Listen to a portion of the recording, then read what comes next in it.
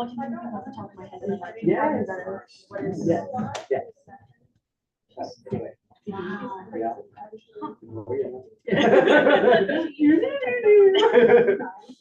And then proceeded to like screenshot like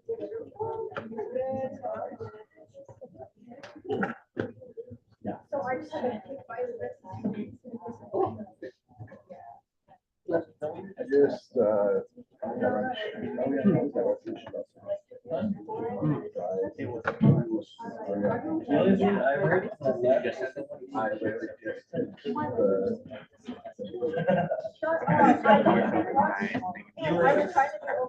I will take it.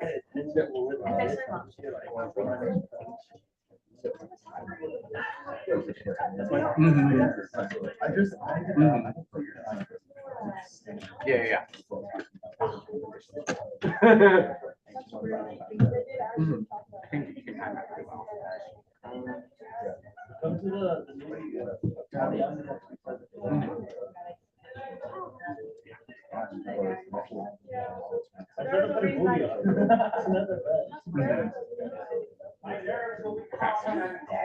That's good. That's you. It was good. It was not productive at all. And it's really what I need. If we don't have president there, I don't want to do this. Dude, you guys gotta do it. What council? What council? What is that? I'm vice chair. Always get some thoughts I mean, up there. it's a lot of emails. You know, a lot of mistakes. I wanted to do this thing, but I wanted to like tomorrow. Yes. Yeah, that's so valid. No, that's fine. I see what you said. To learn all the acronyms.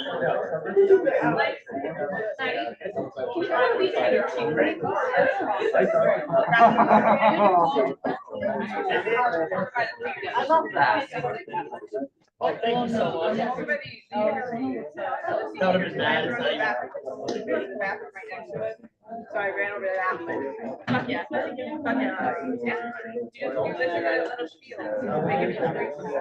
And I also just like don't want to. I just want to have information about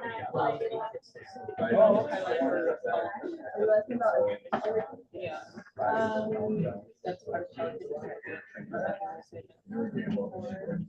If anything. Yeah. Yeah. You can do it if you want to. I just gave them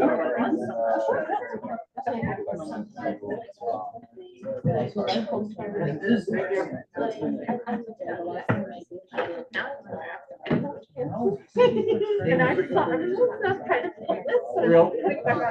That's so real. Because at least I have fixation. Especially. He becomes 7. Katie knew exactly what the fuck I was looking for. I literally didn't even ask. I was just like, she loved it. I love her.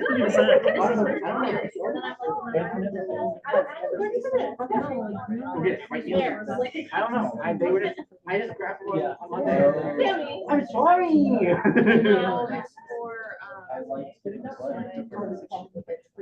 Okay. It's also helping.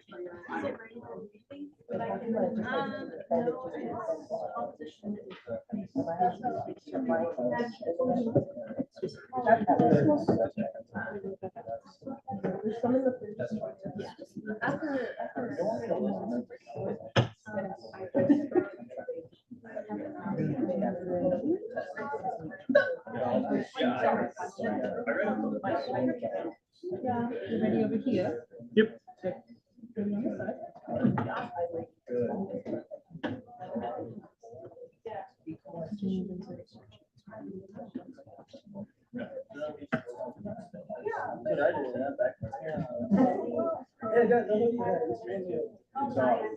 Go. I got 4 minutes. Hey everybody, we're going to going to call to order the 23rd session of the 53rd Senate. And as always, we're going to start with the Pledge of Allegiance. So all who are willing and able, please stand. Put your right hand over your heart. Ready, begin.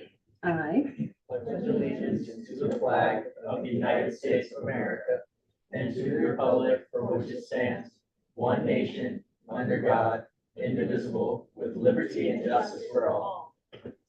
Thank you. You may be seated. Colorado State University acknowledges with respect that the land we are on today is the traditional and ancestral homelands of the Arapaho, Cheyenne, and Ute nations and peoples. This was also a site of trade, gathering, and healing for numerous other native tribes. We recognize the indigenous people as original stewards of this land and all the relatives within it. As these words of acknowledgement are spoken and heard, the ties nations have to their traditional homelands are renewed and reaffirmed. CSU is founded as a land-grant institution, and we accept that our mission must encompass access to education, inclusion, and significantly, that our founding came at a direct cost to Native nations and peoples whose lands this university is built upon. This acknowledgement is the education and inclusion we must practice in recognizing our institutional history, responsibility, and commitment. Next, we have the swearing in of senators and associates. So if you've been sworn in today, please come down. I will invite Chief Justice down as well.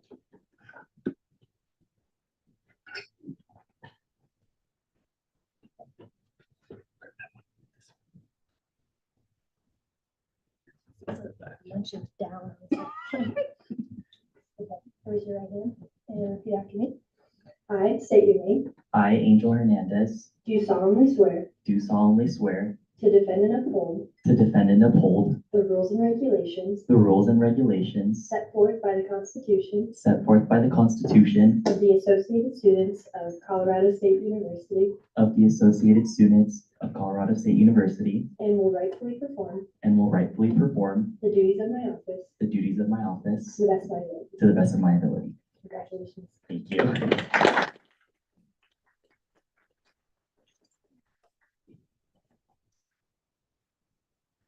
Great. And now we'll do beginning roll call. Will the clerk call a roll? Alrighty, Chair Bakari, Chair Kelly, Senator Cole Johnson, Present.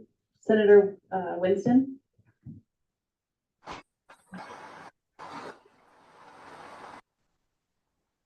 They're on Zoom.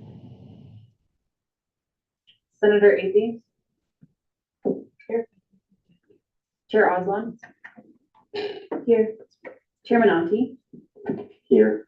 Senator Hill, Present. Senator Melfire, Present. Senator Schumer, Senator Chacon,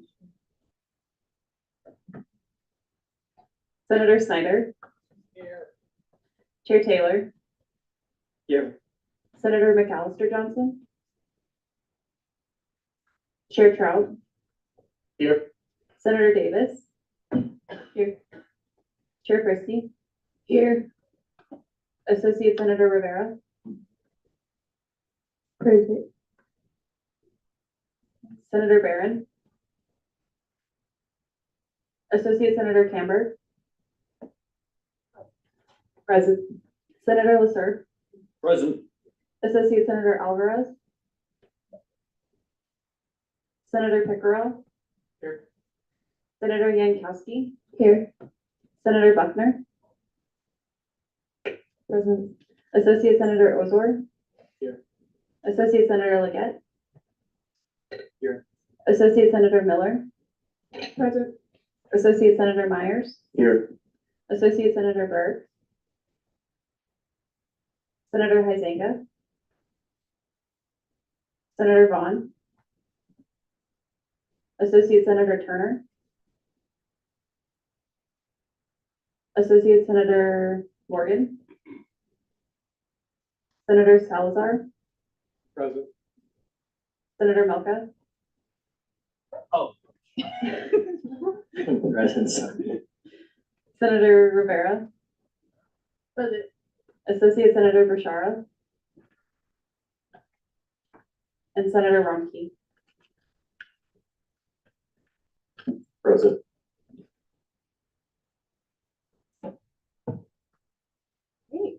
Next, we'll move on to consent agenda. Is there any dissent to this agenda? Senator Hill? I dissent because I would like to remove, table indefinitely resolution 5305, Rand Jail resolution. My reasoning for this is because I believe it, is against the student code of conduct as it has an ad hominem attack by saying, it calls out a fraternity because of, as it says, flagrant disregard for the environment. And I don't think we should have that on our Senate. Maybe when we see the item, we could perhaps make that change rather than tabling it indefinitely. Okay, so we're just gonna take a vote on that. I'm not gonna.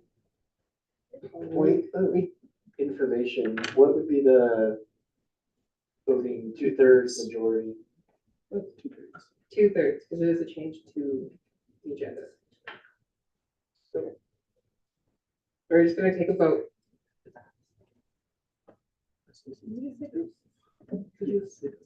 It does in a second.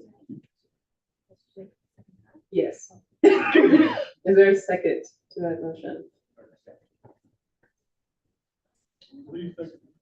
That is very fair. What is the second for? Yeah. The motion that Senator Hill just made to table indefinitely this piece of legislation.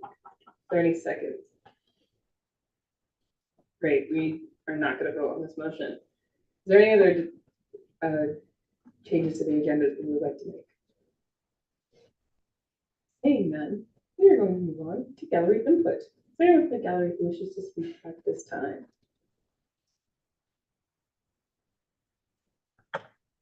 Seeing none, we move on to our guest speaker.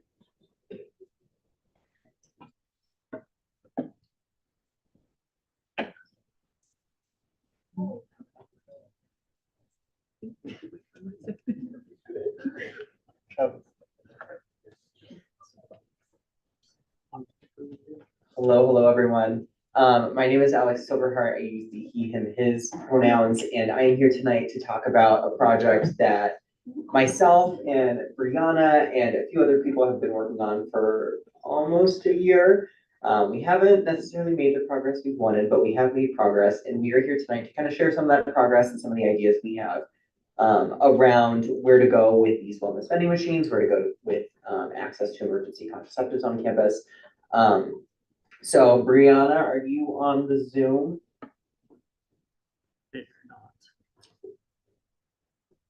Brianna should be coming on the Zoom shortly.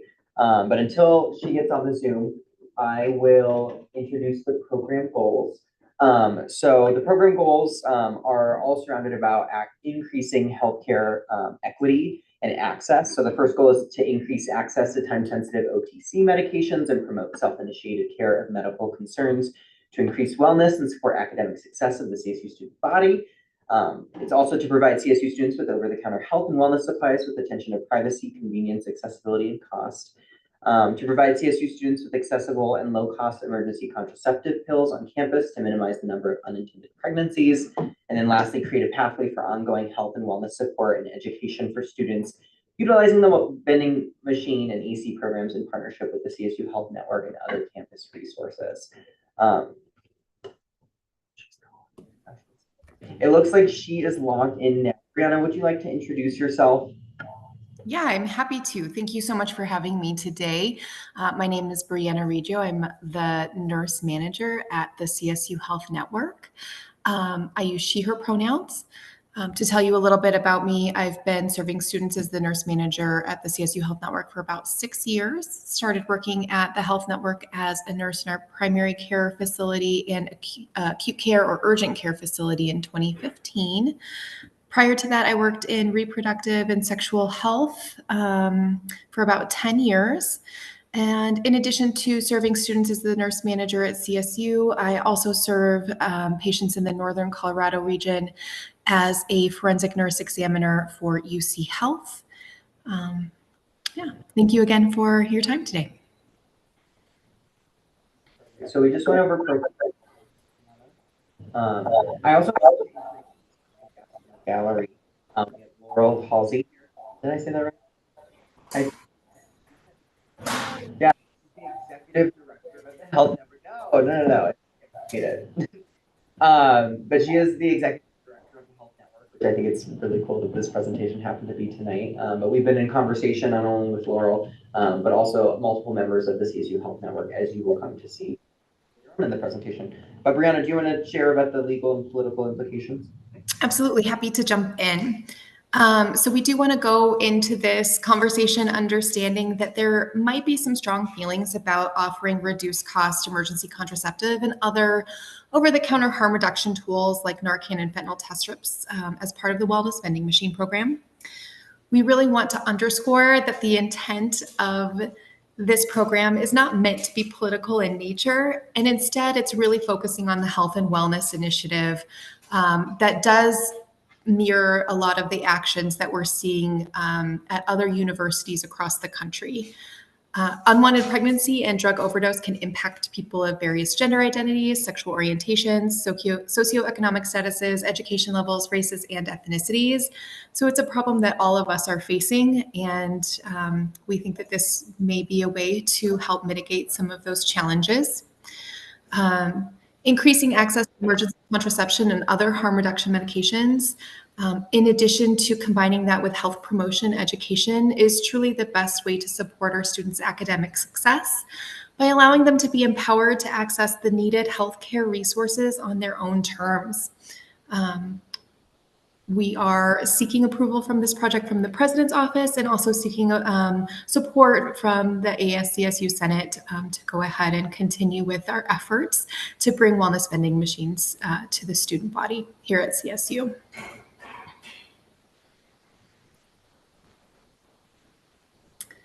So let's talk a little bit about unplanned pregnancies in college students. So 2011, there were 45 unintended pregnancies for every 1,000 women aged 15 to 44 in the United States. So about 5% of reproductive age women have an unintended pregnancy each year. These rates are highest among low-income women, so with incomes less than 200% of the federal poverty level. Specifically with women aged 18 to 24, cohabitating women and women of color. So this age range, the 18 to 24 age range, falls solidly within the demographic of a lot of the students that we see at Colorado State University. The highest unintended pregnancy rate in 2011 was among women aged 20 to 24, so 81 per 1,000 women. And data from the previous 2 decades show that only 10% of teenage mothers complete a college degree by the age of 30. So raising a child and obtaining a bachelor's degree, while is possible, it is very difficult to accomplish simultaneously, especially at a young age.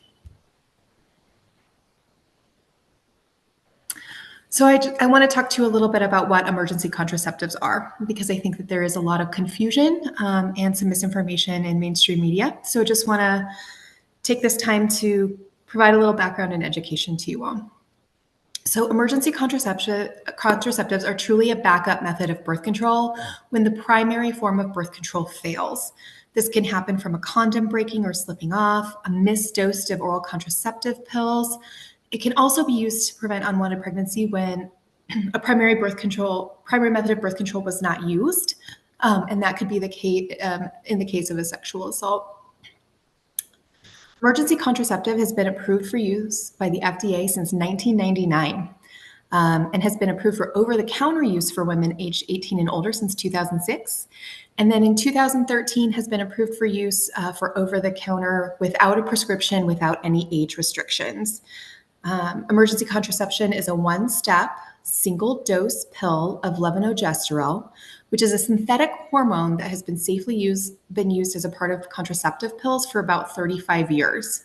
It acts by preventing ovulation from occurring and is most effective up to 89%, we say 85 to 89% when taken within 72 hours of unprotected intercourse. The timing of taking this medication is very important. The sooner that you can take it from unprotected intercourse, the more effective it will be at preventing an unintended pregnancy. Emergency contraceptive is not effective during or after ovulation and will not impact implementation of a fertilized egg. This is very important. It will not negatively affect an existing pregnancy. Emergency contraceptive does not cause abortion. If you learn anything from this discussion today, I hope it is that. Really important to have kind of this intersection of health education and politics, because sometimes it can get very misconstrued, because there isn't this bridge of education, which I think is really important. And thank you, Brianna, again, for being here tonight. I wanted to talk a little bit about programs that exist at other universities, because we would not be the first and hopefully will not be the last to have wellness vending machines on our campus. The first campus wellness vending machine that also had emergency contraceptives was in rural Pennsylvania at Shippensburg University in 2012. I don't quite know why it was there and not somewhere else. But it gained national attention primarily when UC Davis successfully implemented a similar wellness vending machine program, which includes EC in 2017. And due to institutional research, we often compare ourselves to UC Davis as like an entire campus. Currently, there's 50 colleges and universities nationwide that have wellness vending machines offering EC on campus. The American College Health Association currently recommends campus wellness vending machines as potential health promotion strategies. And if in a few states, such as Illinois, there is legislation being passed that is helping to support and fund some of these projects at the state level. CU Boulder has approved a reduced cost EC program as of this last year, as advocated for by their student government, redirecting funds from, I think, some sort of bike transportation program that weren't being used into emergency contraceptives. And then lastly, CSU was going to be the first, but will no longer be the first university in Colorado to offer wellness vending machines on campus if approved. When this project started, there weren't any others, but I think currently now there's one at UCCS in Colorado Springs. So the clock is ticking. These are just kind of some pictures showing some support from reputable sources, in addition to some of the vending machines that exist at other universities. The one on the right here is from UC Davis and the vending machine that they have. And this is a map from a nonprofit called EC4EC, which stands for Emergency Contraceptives for Every College. And so I've been using a lot of their resources in order to try and kind of educate myself and also create momentum on campus for this wellness vending machine project. But as you can see, there are a lot of vending machines that currently exist and a lot that are on the way. So hopefully within the next year, we'll have a little red pinpoint in Fort Collins, Colorado. Yeah, Lauren. Can you read what the space? Yeah, so the red ones are machines that are already in place. Yellow ones are ones that are in progress. And then the dark blue are states with those vending machines, and then the light blue are states without. And I think yeah, Utah's, I couldn't see Utah's for a second, but yeah. A big purpose of this project is increasing accessibility. Existing barriers to accessing emergency contraceptives exist as of right now for students living in Fort Collins and going to CSU. The cost at Target is $46. At CVS, it's $32. And at Planned Parenthood, it's about $40. At the Health Network, I think it's around $13. I don't know if you can confirm that, Brianna. Yeah, it's $13, which is great. But we'll kind of talk about a limitation for the Health Network pharmacy here in a second. In terms of travel, there's limited CSU pharmacy hours. So they're not open on the weekends and they're not open past 5. And I think for a lot of people, sexual activity may occur after the hours of 9 to 5. So just something to keep in mind, and also will all occur on the weekends. And so it doesn't really match up with the hours of the pharmacy, and there's just not capacity there right now. Transportation to a store within 72-hour time frame can also be difficult for some students, especially if they don't have access to reliable transportation. In terms of privacy, purchasing EC can be embarrassing or bring about feelings of shame. There's few options to limit face-to-face contact at point of purchase. So something like a vending machine would not require people to have to come in contact with another individual. And so they could have that purchase made in a discrete setting. But kind of overall, the theme is current access to emergency contraceptives inadvertently favors individuals that hold financial privilege. And so we want to increase healthcare equity on campus in this state and in this nation.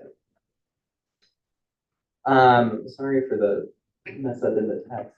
But I just wanted to kind of talk a little bit about the free pregnancy test program that's existed on campus. We've distributed over 3,500 tests at multiple different locations now, which is fantastic.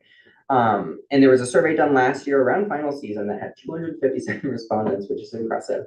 But it found that 92.6% of respondents would personally use these pre-pregnancy tests or tell a friend about this resource. If you want to go to the next slide.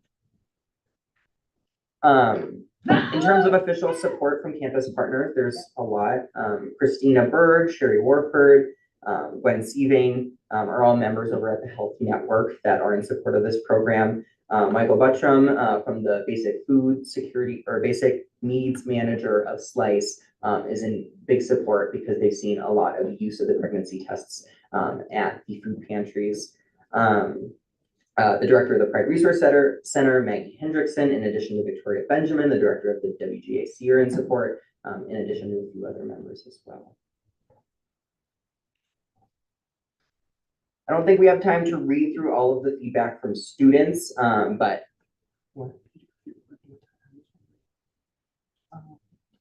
okay, we do have time.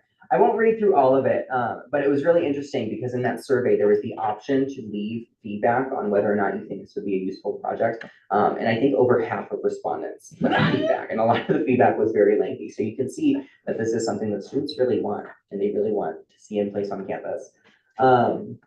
There were these ideas of taking back some control, which I think was really cool. A lot of students don't feel like they're in a place to properly care for and raise a child. A lot of RAs filled out this survey. I have worked with a lot of RAs, and so I distributed it throughout a lot of the residence halls, and they feel like this would be extremely useful for their students as well. And so we've been able to hear a lot of different perspectives, a lot of different reasons why this would be beneficial on the CSU campus. In terms of the vision for a pilot program, we think it would be fantastic to start with 2 wellness vending machines on campus. One that's more focused to the general CSU student body population, and one that's more specific to first-year residents. And so we're looking at different locations for that kind of public area, which could be either Morgan Library or Lowry Student Center. We've had some conversations with Morgan Library, and I know that there's some support from Mike and Pamela in terms of having something like that in the LSC as well. In terms of the location centered around first-year students, Durrell Center or Ramshorn would be great locations for that, and we are already in conversation with the Ram Card office, who kind of helps control placement of vending machines in those locations. The machines may contain free items already offered on campus and purchasable items already offered at the CSU Health Network Pharmacy. The big takeaway here is we're not introducing anything new. Everything in these vending machines is already available on campus. It's the idea of increasing accessibility and decreasing cost. And then machines would be tailored towards CSU students, but after conversations with the RAM card office, there's not an easy way to restrict access to non-students. Even with the existence of a RAM card, it's kind of difficult within the vending machine service to restrict it to student usage. And so we're trying to figure out the best way to kind of offer this specifically to students, because it most likely will be funded via student fees. But at the same time, not restricting it and making it difficult for students to access, because not all students use RAM Cash. Brianna? Great. So some of the things that we were considering for supplying in the wellness vending machines would be COVID-19 tests, Narcan, fentanyl test strips, pregnancy tests, feminine hygiene products, condoms, over-the-counter emergency contraceptives, over-the-counter medications like ibuprofen, acetaminophen, over-the-counter allergy medications, yeast infection treatments, Band-Aids, antibiotic ointment, things that you might need in a hurry that you may not have time to go to the grocery store for. Yeah. And certainly this list isn't exhaustive, nor is it firm. So we're open to feedback on things that may be desired to be in there.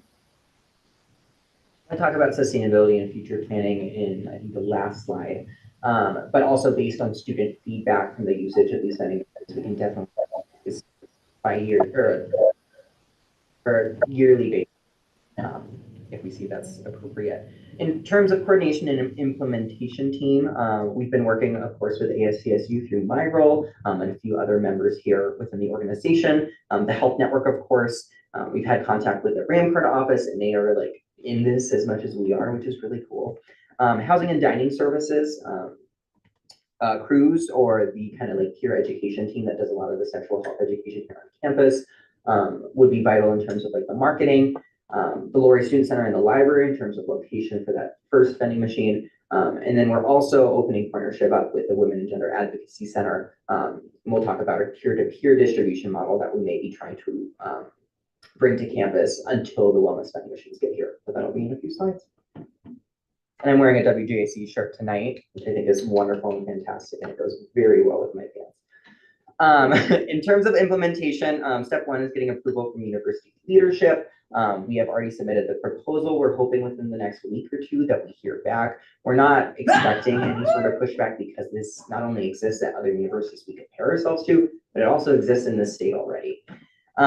Step two would be creating contracts to have this type of vending through the RAM card office. So there's a contract with Aeromark, which is a giant vending corporation. And so in order to kind of make sure that we're abiding by the contract they signed with the university, we're working with them and might have partnership to which they control the vending machines. And then there would be very little monetary input that we have to put in as a student body, which would be really cool. Step three is finances. So I wanted to provide this presentation early because this might be one of those like last minute bills at the end of the semester, depending on what funding still exists. Because there's a few different options. We may be able to like fund the entire machine and have our own machines and get the profits from those machines. If we go the direction of partnering with Aeromark and the RAM card office in terms of what already exists, the only thing we may have to pay for is subsidizing those emergency contraceptives to try and get them down to no more than $3 to $5. Step four would be identifying and approving locations for machines. We're starting to have these conversations already, so this step can go relatively quickly. Figuring out how the machines are stocked and open the machines. In terms of stocking, if we do it through Aeromark, they take care of all of that. If we decide to buy the machines ourselves, we have to figure out a stocking mechanism, whether that's hiring students or whatnot. Step six would be working with crews and marketing teams to spread awareness and education that these exist and where they're accessible.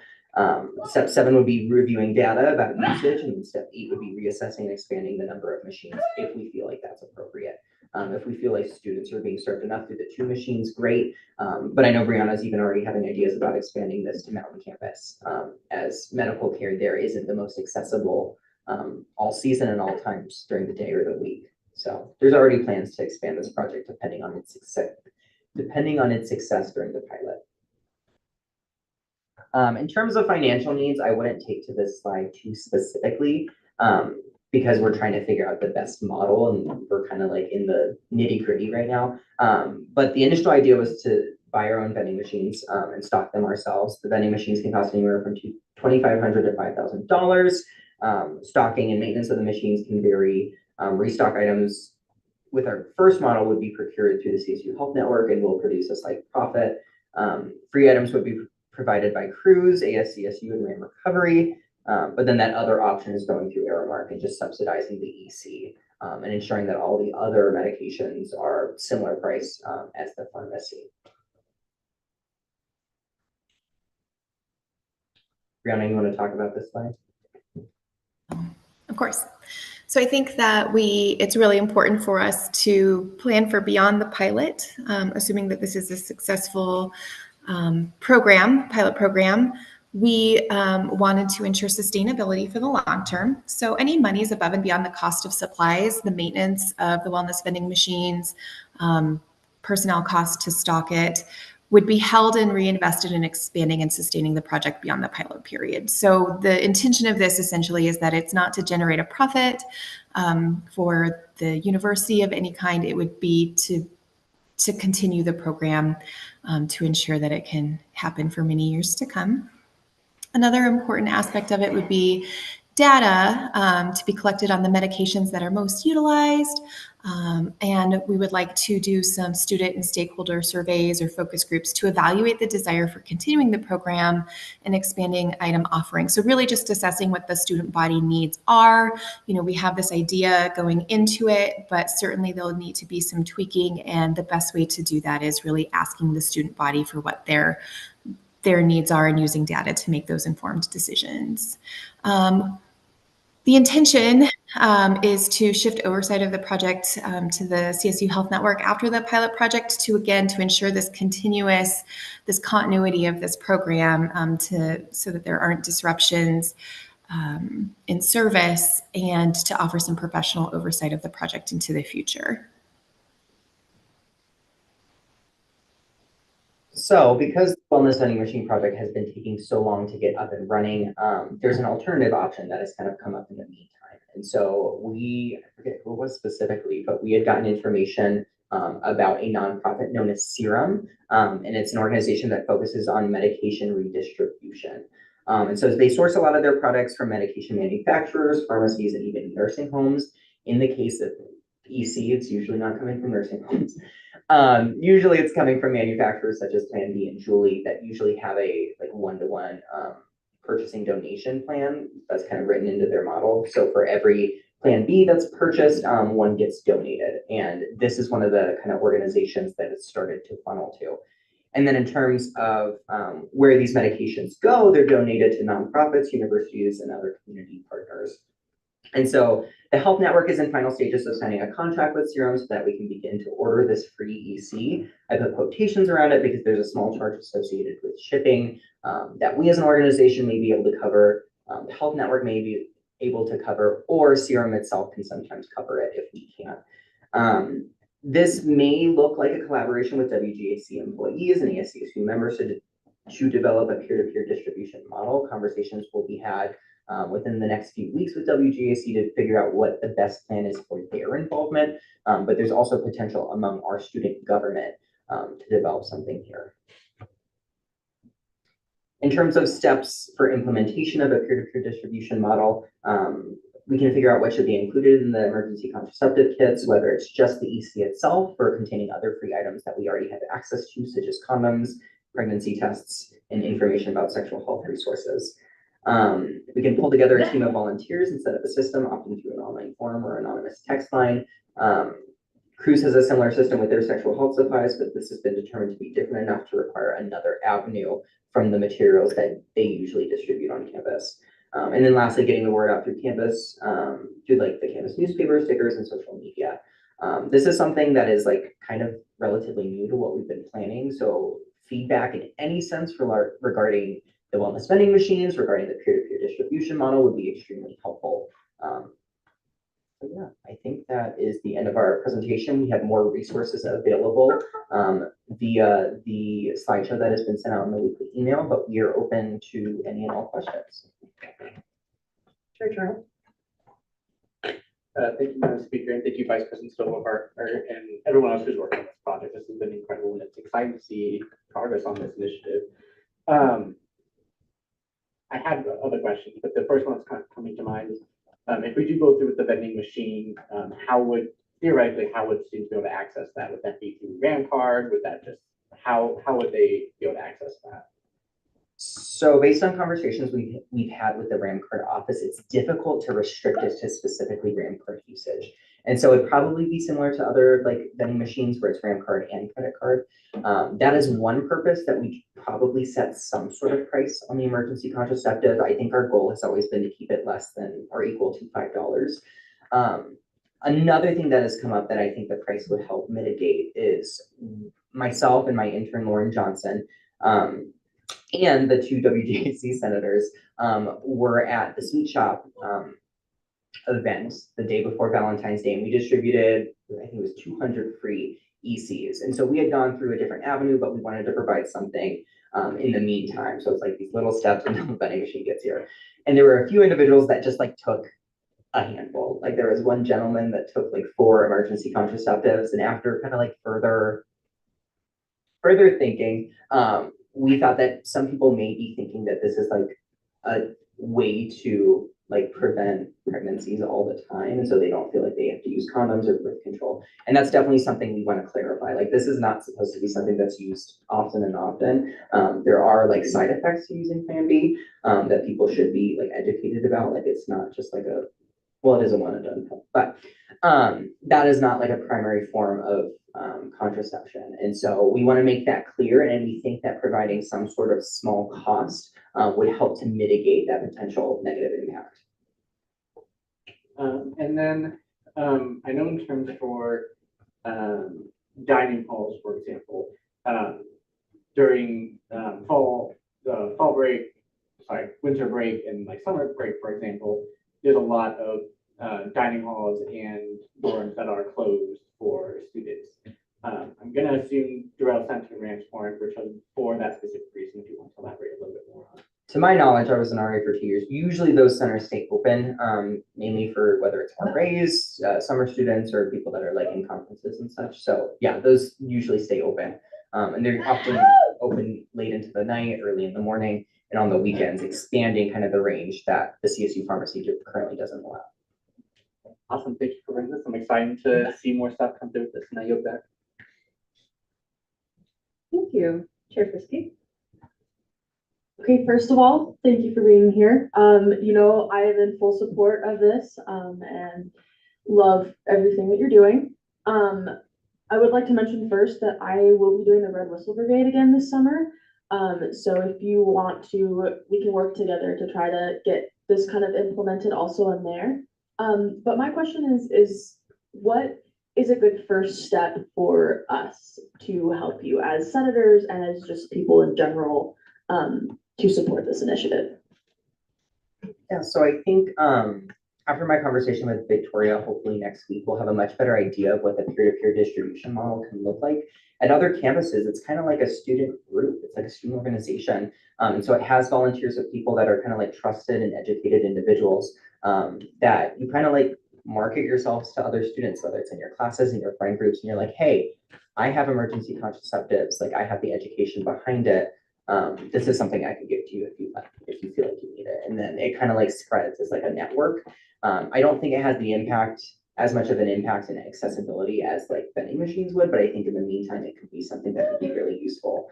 And I know there's a few different student organizations. Morgan, I think you're involved in one that might be really beneficial and a great partnership. So this could be something connecting ASCSU, WGAC, and a few other student orgs that I think really want to help with increasing healthcare access. And so I know I had talked to Brianna a little earlier today about providing like a very simple basic education. She's already created a fact sheet about levonorgestrel and all the impacts and like what students should know. And so I think that education piece is really important. But yeah, I would say in the meantime, I'll probably come back after that conversation and see if there are student volunteers and helpers that would like to assist with that peer-to-peer distribution. Thank you, that answered it perfectly, and you can sign me up already. I yield my time. Thank you. Senator Mocha? Hope you're doing well. I really like what you're doing with this. And the thought that I had was a lot of times students like, maybe we don't have money on our RAM card or our bank account is just completely drained, you know? Mm-hmm. So I was thinking it might be a good idea to have a cash option on this. Yeah. I don't know if you've thought about that, but you know, maybe we have $5 in change, but no access to anything else. I think that might be a good idea. I forget what the typical like vending on campus is. I forget if it takes, I think it does take cash. And so it would probably be, it's a very similar system to what's already offered on campus. I think if we go our own route, there might be a push to not do cash, just because like it takes a little more training and handling of money. But I think it's something important to consider. So thank you. Yeah, no worries. And I yield. Thank you. Thank you. Senator Amy? I yield my time to Chair Trout. Sorry, I remembered my other question. So y'all mentioned in the Beyond the Pilot part that there will be a shift of oversight to the CSU Health Network. During the pilot program, will ASCSU be holding oversight over that? Will another partner be holding oversight? Will it be kind of joint oversight? What does that oversight look like? Kind of joint oversight. I think that's the intention and goal. If we're able to get this up and running, I think this would be a great thing to kind of incorporate into the job description for Director of Health. And I know there's a few interns that are working alongside me that plan on being in ASCSU for a little while. And they're very passionate about this project as well. So there's a few different options. I think a lot of the ideas I've been having that require sustainability have come down to like job descriptions and such. And so I think that's the idea for our involvement. I know Brianna has like a very high and prestigious role at the Health Network. And so she has a lot of influence. And I think she plans on being here for some time as well. Okay, awesome. I yield back to Senator Amy. I yield my time. Thank you. Are there any other questions? Brianna, do you have any last thoughts or words of wisdom? Just thank you so much for hearing us and for your enthusiasm. I'm really excited to see see what we can all come up with. You guys are a great group, and I'm really looking forward to joining you on this journey. So appreciate you all. Kind of to provide a little addendum to I provided to Olivia. We're hoping to have a bill once we kind of finalize whether or not we go to the Aramark, whether or not we get our own vending machines. We're hoping the Aramark stuff works out because that would make our lives so much easier. But the bill's written. I know I've sent it to a few people. I'll probably resend it out with a few little edits and such once we kind of get that system down, hopefully within the next few weeks. Not sure when implementation would actually occur. A cool thing would be to have it occur over the summer and then be prepared for students in the fall. I don't know if I foresee any earlier than that. But yeah, just keep it on your radars. And if there's extra money in Senate, you might try and scoop it up. But thank you so much for your time tonight. I really appreciate it.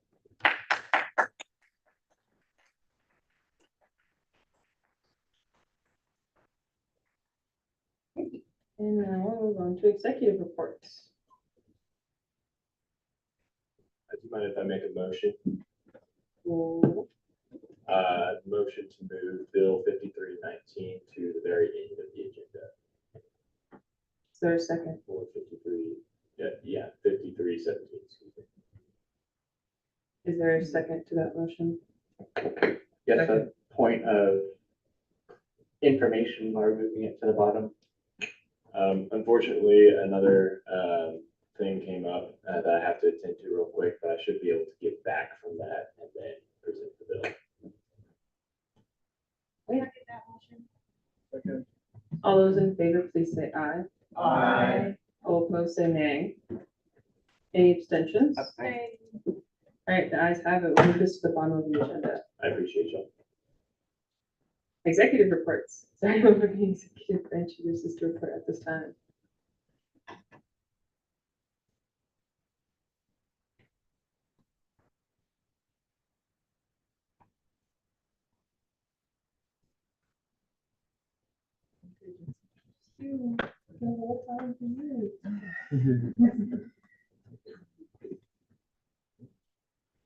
This on now? No.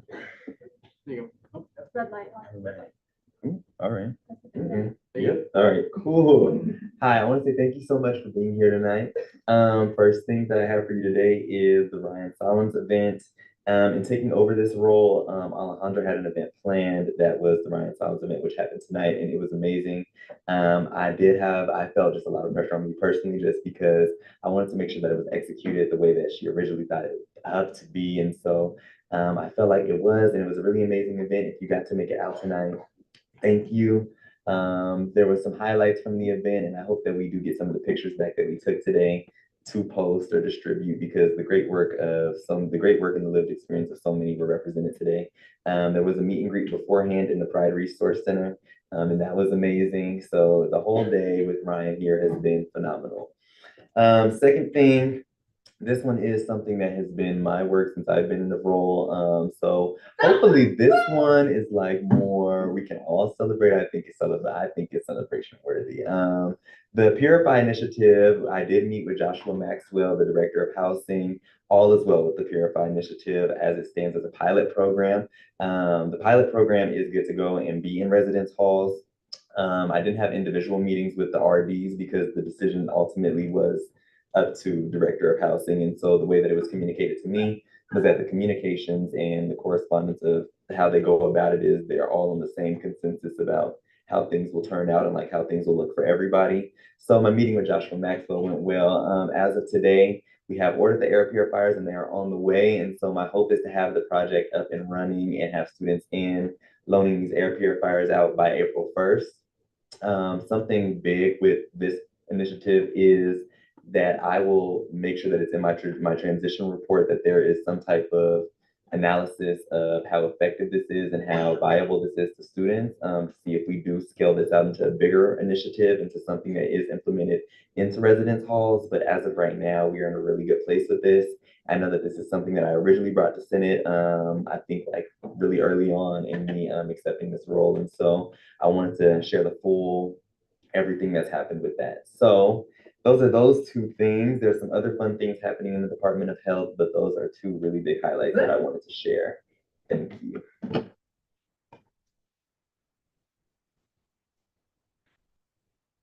Thank you. And we'll move on to judicial reports. Anyone from judicial branch wish to report at this time?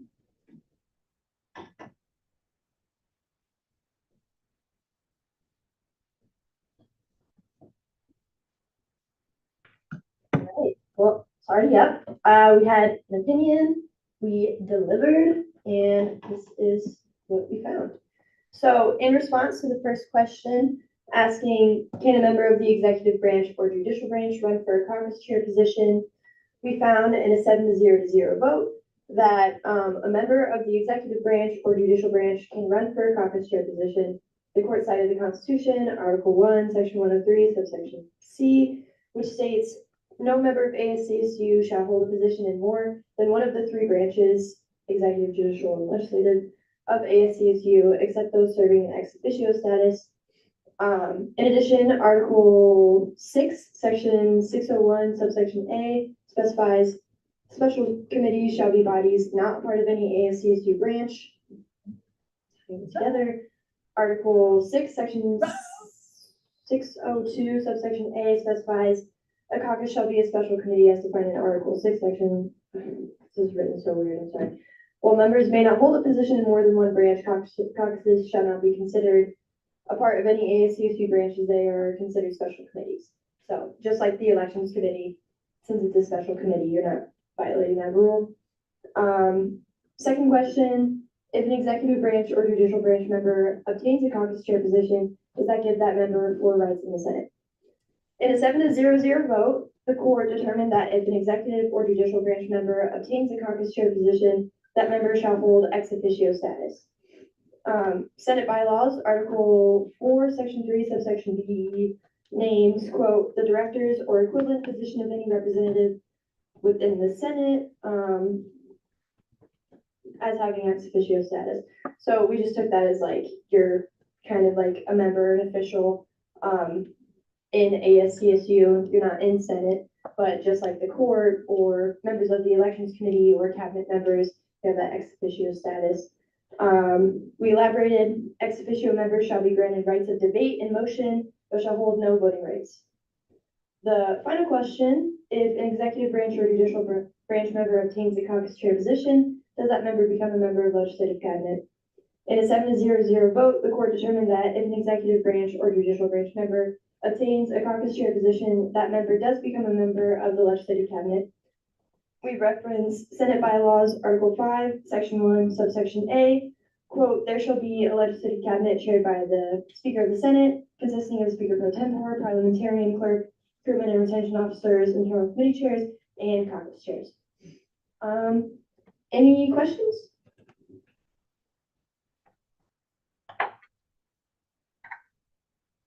So thank you for doing this. Love y'all. So just to confirm, specifically with like question 3, so if they would be a part member of the legislative cabinet, so they'd be in charge of setting the agenda with legislative cabinet and having the same authorities as other members of legislative cabinet. Would that be correct? Yes. Okay, just wanted to confirm that. I For sure. Okay, moving on, I have one announcement from our lovely Morgan Wright, who, in coordination with Georgia, will be hosting a roommate board game night next Monday, the 25th, in the LSC room 324. It'll be from 7 to 8:30 p.m. and there will be a free taco bar provided. You're welcome to bring your own games. She said it's nothing too fancy, but just like a fun night for roommates or other friends to just hang out with some free food. So yeah, sounds like a ball, but that is all I have. Thank you.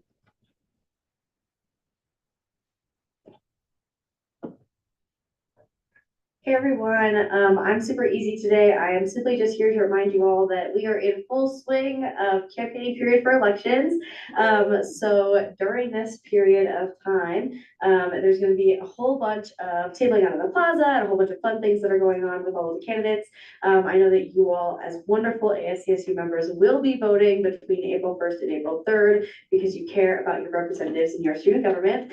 With that being said, do not forget to advocate to all students during this time to vote, vote, and vote as it's coming up, and we should be getting some more outreach about that going through marketing soon. thank you all for this time and I appreciate it. And now it's time for legislative reports, officers. You all have anything? Great. I don't actually think I have anything either. At least I can remember. Okay, abstracts. Church out. Thank you again. Hey y'all, we didn't meet this week, but we will be meeting next week. We plan to host a meet the candidate session for candidate funding for president, vice president, and speaker. We're hoping that this Q&A session will be a way for students with disabilities to have the ability to meet the candidates, chat with them, and kind of get their perspectives and get insight there. We're hoping that this will take place Monday from 4 to 5 p.m. Hopefully at ASCSU Senate Chambers, but we're still waiting to confirm on that. Once I get confirmation on all those details, I'll send it out in the teams, and I'll also be communicating with the candidates specifically. For the candidates who may or may not be here, if you cannot attend, please feel free to either send a member of your campaign team to chat with us, or you can send me a spiel and I can happily give that to the caucus on y'all's behalf. Again, I'll be sending out an email and information for that, and we'll also be making an Instagram post here shortly. So with that, I yield. Thank you, Chairperson. All right, so we met yesterday and it went good. We started off, we put the boxes out, so there is a box now for the book drive in the ASCSU office. There's one in WJC and one in APAC. So if you have any books that are relating to social justice or they are banned books, please donate them to our social justice library. Also, please use your platforms to help spread that. Tell your roommates, tell your professors if they're going through a clean out and they're like, got a bunch of textbooks that we don't need anymore, tell them to donate them here. And yeah, that's pretty much all I got. So I yield my time. Thank you. Chair Taylor. This week we just saw the BSOF bylaws and the Constitution Lex, and we discharged that with no edits, so it was quick and easy. So come to committee on Monday, 12 to 1. I yield. Chairman Monty. Met before spring break hit and discharged the bill in my committee. Also, update, I'm not changing time. Great. Is there any other committees who wish to give an abstract? Great. Now we move on to Senator and Associate reports. Chair Trout. Yeah. Hey y'all, kind of similar to the report that I had to do when it came to the death next. I have a very similar report, unfortunately, and it's about Ryan Gaynor. For those who do not know, Ryan Gaynor was a 15-year-old African-American boy with autism who loved running cross country and wanted to study engineering. On Saturday, March 9th, two San Bernardino deputies shot and killed Gaynor after his relatives called 911, describing Gaynor as having a mental health crisis. The deputies claimed, though he was a child, that Gaynor holding a garden tool was threatening, and that's why they killed him. They also left him bleeding on the ground for 5 minutes, refusing him intervention by family or the officers. Gaynor passed away in the hospital from his wounds. An official autopsy has not yet been completed, but a medical examiner told the family that he asphyxiated on his vomit, suggesting that earlier medical intervention could have saved his life. It's important to talk about the intersectionalities of race and disability, specifically when it comes to law enforcement interactions and the education system. In law enforcement interactions, racial profiling remains a persistent issue in policing. African Americans with disabilities may be unable to understand or cooperate with law enforcement orders. People who are deaf may not be able to hear or understand orders, while someone with mental or cognitive disabilities may not respond well to officers.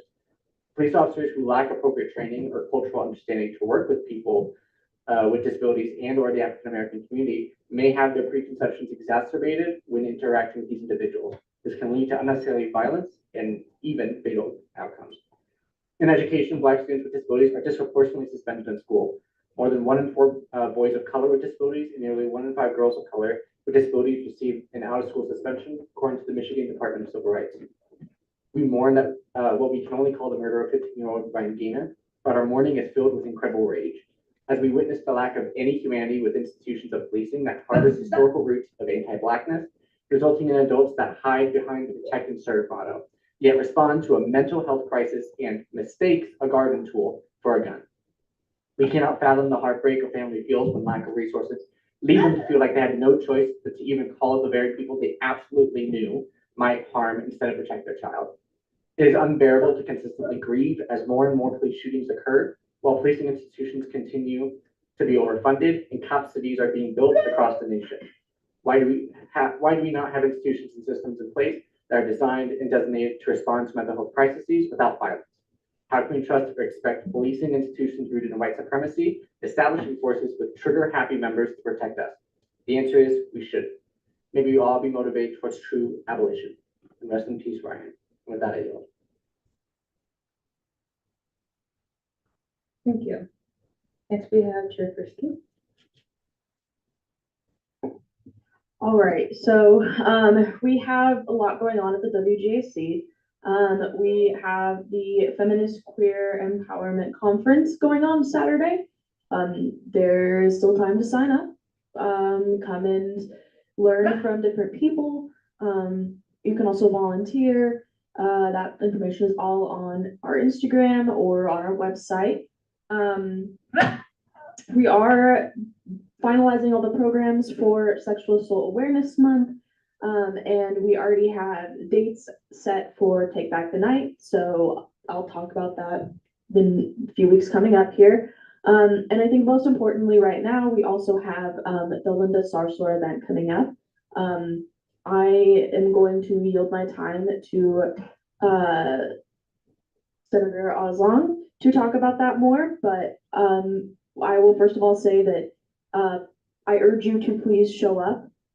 It is going to be an incredible event that was fought for tirelessly and is important. So I yield my time to Senator Oslong. Hi, y'all. So Linda Sarsour is coming to our campus on April 3rd. She's being hosted in the Nevino Summer Ballrooms.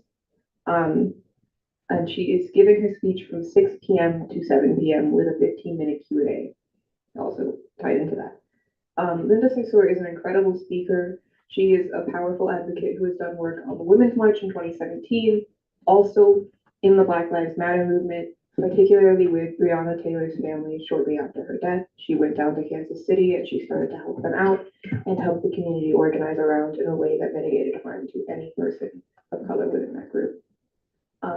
I had the privilege of hearing her speak once. She is incredible. I cannot understate my awe of this woman because she is a powerful speaker. She is someone who is going through an obscene amount of trauma right now, and yet she still shows up for her community in every single possible way that she can. And so I'd like to echo Chair Frisky's words. Please, if you are able to, just come to hear her speech, even if it's 30 minutes before Senate, because those 30 minutes can be really impactful. And to any Palestinians in the crowd, seeing you there will be something that is an impact for us too. Thank you, I yield. Thank you. Associate Camper. May I approach the front for this one? No, okay. All right, I have a huge announcement, y'all. As a lot of you know, before I became a senator, I got involved in the ASCSU as a part of the City Council Action Committee to work on getting U+2 repealed. It's what brought me here to ASCSU with repeated efforts of showing up to City Council week after week after week. We went to the Capitol over spring break to testify for HB 1007. It did get through that committee, but on yesterday at about 9:45, it went through the Senate and passed.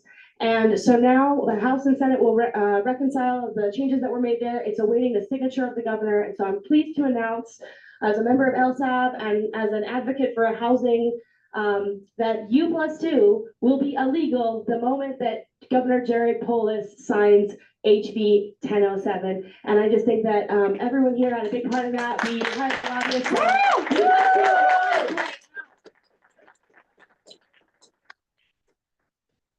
our housing director, I think he has something to say. So unfortunately, it's not gonna be in place until July 5th. July, however, I am talking to City Council about them no longer enforcing U+2. So, yeah, but soon, but like not just yet. We can still celebrate. But because I've been working on this for a year, that still want to tell you all.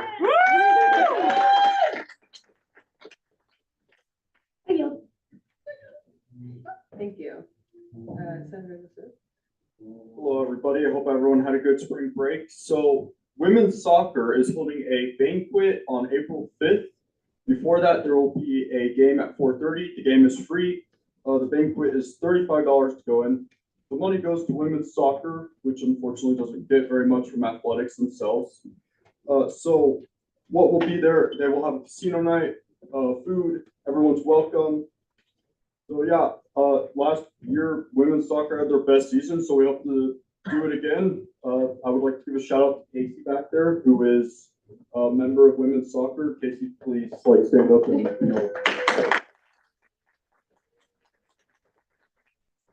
So I will be there. I hope everyone else comes there. I will put a link in the Teams chat for tickets. I yield. Thank you. Thank you. Chair Osborne? Anyway. Sorry, I was about to choke on a piece of mango. The drag show, keeping this on our radar, is April 14th, 6 p.m. to 9:30 p.m. in the University Ballrooms. Pride also has the Lavender graduation on April 26th. If you are a member of the queer community and you would like to be recognized, there is a form on the Pride webpage for you to fill out and get that recognition at the ceremony, and also just get your little grad pack of goodies. And then in other words, we also have next week coming to our campus on the 26th, George Ibrahim. They are a Palestinian American poet, and they will be presenting here at CSU from 6 p.m. to 7 p.m. in Eddy Room 212 on Tuesday, March 26th. And then also on Friday this week, we have the Ramadan Iftar from 6 to 10. I really should remember my own event. But please show up. It would be great. Free food, good times. Spread it around. So yeah. But thank you, I yield. Thank you. We have a parliamentarian.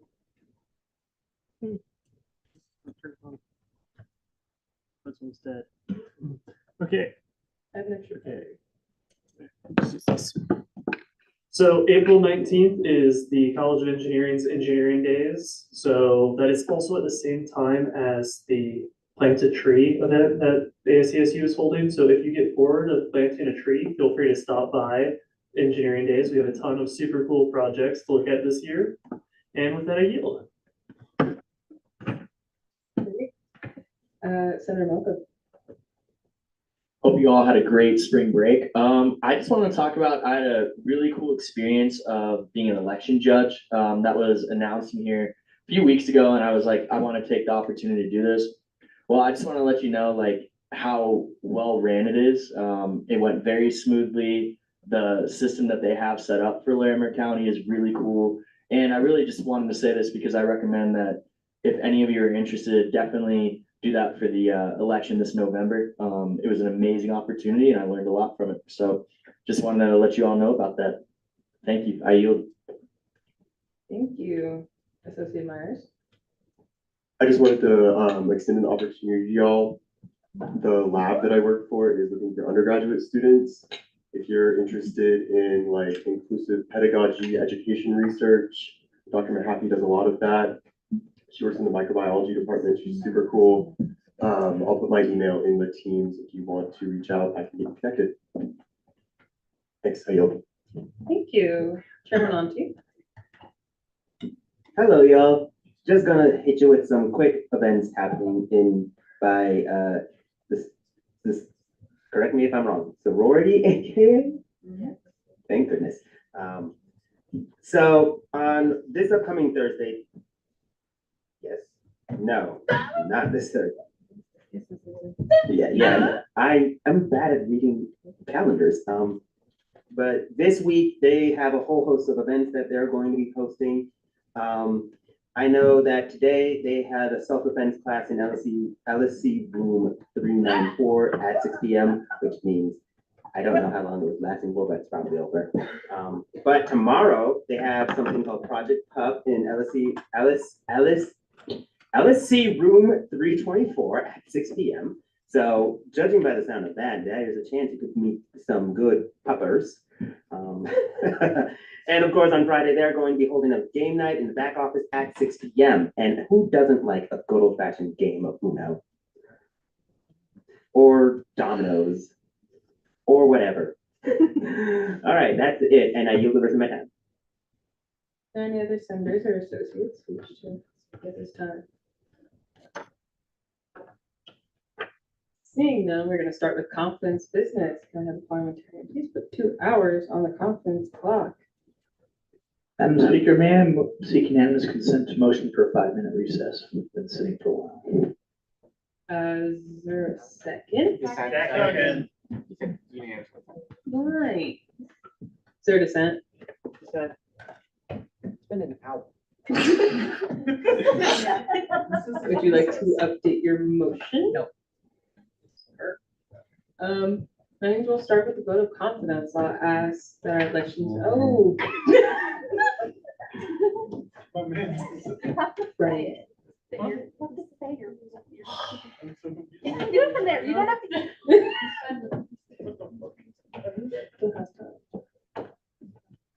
I will temporarily be stepping down from my role.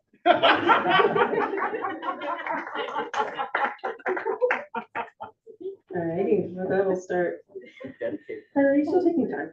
Yes. Select.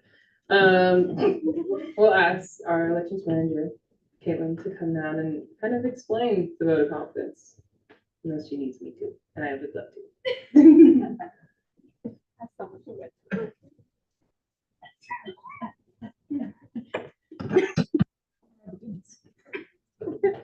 Alrighty, friends.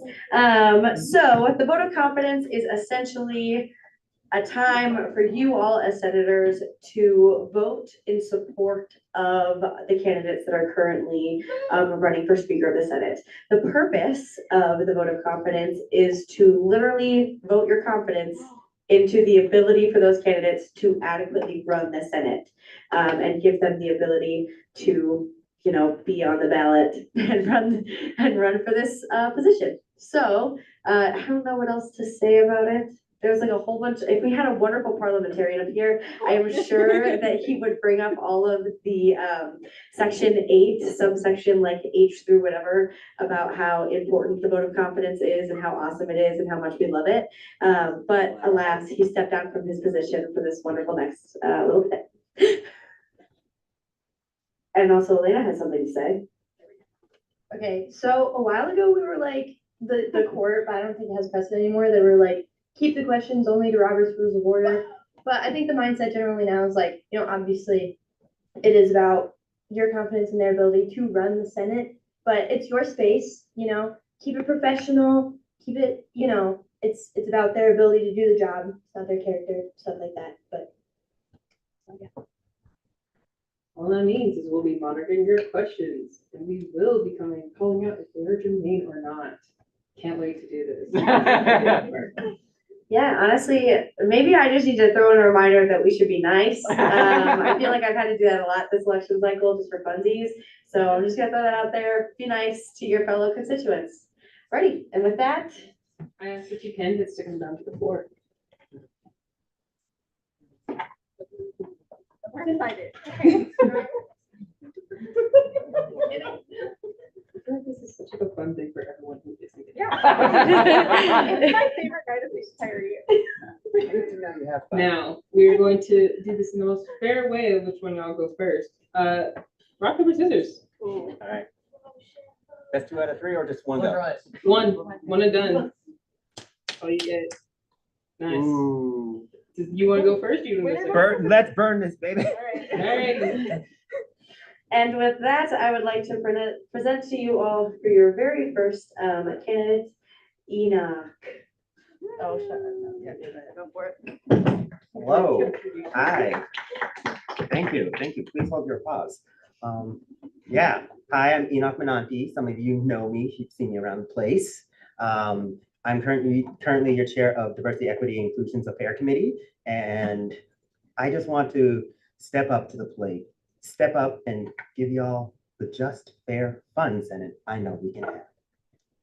I'm now taking all questions. I knew it. I think we need a buffer. Okay. I'm gonna start with Senator Snyder and then Your parliamentarian. Please, if you want to ask a question, raise your placard and I will, and once I acknowledge you, you can put it down. But we'll start with Senator Snyder. Okay, while it is tempting to, you know, no, okay, what is your plan to bring about your idea? What is your plan to bring about the ideal Senate you talked about with the values I can't remember because I'm an idiot. You're doing great. You're doing absolutely phenomenal. The way that I would go about instilling my values of just, fair, fun is generally working with the Senate body itself. Like, I know I can do a lot in my position as speaker if I were to be elected, but I also understand that a lot of y'all have a lot of reach and talk. Y'all talk. I know y'all talk. So I just wanted to, so when it comes to the components of being just and fair, I can do a lot on that front. I can make sure that I'm clocking every little thing, doing my best to make sure that we are staying germane, that we are being equitable to all parties involved in the space, as well as making sure that everyone is getting their time and getting their chance to speak and be heard and be listened to by the entire body of the Senate. As well as the fun aspect comes with making sure that this is a place where y'all feel comfortable. I want y'all to feel comfortable, and I want y'all to feel comfortable inviting other people here. That's a place that people can come in and feel like they can speak, they can be heard, and that it's okay if they have a little side conversation that's quiet and not interrupting anything. I want to make that place feel like that, and I know that by making it be okay, like in that sense, by basically, I want to say like let those things pass by me, but it's not really passing by me. It's just like letting them happen, letting y'all be people. I feel like I could definitely begin to build up that environment.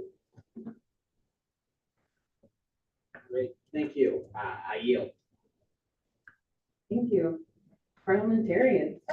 So for those of you who can't tell, this is my favorite time of the year. I will be asking you a series of questions which are situation based, and I will be asking what would you do in that position and why would you do it? I have a point of order, Madam Speaker. Or more of a point of information / point of order. Can the parliamentarian ask questions regarding? Just I'm trying to understand the. I can, because I have ex officio status as the representative of the College of Engineering. Okay, in that case, I yield.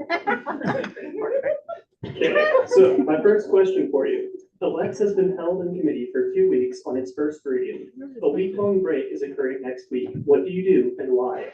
I would ask the chairs themselves about what is going on with that Lex and see what is happening and determine from there my best course of action, whether I need to pull that from committee or whether we can potentially let that hold off. I also converse with the author as well to see their level of urgency on when this Lex needs to be passed. Okay, thank you very much. Your second question. On the first Senate after winter break, 10 senators out of the usual 67 attend Senate. What do you do and why? That's a tricky one. That's because I understand winter break is very long and arduous and not a lot of people want to come back. I think in that instance, I'd be like, I'd probably send a reminder before Senate to inform the senators that, hey, we still have Senate, you got a job to do, probably within like, I'm going to try and keep myself to this at least 3 hours before Senate. So if y'all are like 3 hours away, you can at least drive like as best as you can and safely and responsibly all the way up to here. And if you are in another state, you could potentially just also join the Zoom call as well. But in the event that only 10 just show up, I'd probably just issue a warning and let them know that, hey, there was a Senate meeting. Would you call for quorum in that situation? I would not. Interesting. Yeah. Sorry, I mean to say your answer was wrong or correct. Senator is impassioned by defending their bill and has made several non-germane comments in a row. What do you do and why? I would have to remind them of the quorum and have to remind them to remain within germane conversation. I love passion. Just gotta make sure that you aren't hacking and not being germane. Discussion and debate for a certain bill has been motioned to be extended for a third time. The first extension of the clock was by 5 minutes, the second by 10 minutes, and the third extension is asking for 15 minutes. What do you do and why? I would let the Senate body vote on that, since that would be a decision left to their discretion. What if no useful discussion has been happening for the past few minutes? Would you still leave that up to the Senate body to decide? If no useful discussion has been set up, may I get clarification on that? If it is simply back and forth between two people or two sides arguing the exact same points repeatedly. Well, in that case, I feel like that would be crossing into the more germane area of situations, in which case I'd have to remind them about germane act production. I'd have to remind them that, hey, this is still a Senate space and we have to act germane and properly according to our procedures. Okay. A bill without enough signatures has been motioned in Senate to be added to the agenda. What do you do and why? I would put that up to a vote to the Senate body to see if they wanted to see this piece of legislature, depending on the type of legislature that is being presented and motion to be put on the Senate agenda. Only 2 more questions left, and these are the easy ones, so don't worry. How and when can emergency sessions be called? I know that emergency sessions can be called, dang it, I read it over spring break and it's all fuzzy. But I know it can be called by the Speaker Pro Tem 4, I believe. And in that instance, it requires at least, I believe, 2/3 of the Senate body. And then finally, for your last question, how many people are needed to motion the renewal of the caucus? I want to say that's the majority vote. I mean, like, how many, like, bring out the motion, seconds, thirds, fourths, Oh, fifths? like individual people making the motion. Yes. Oh, I believe that it is one vote for the one for the initial motion and then one for a second. And then after that is a vote. I yield. Thank you. Associate Hamburg.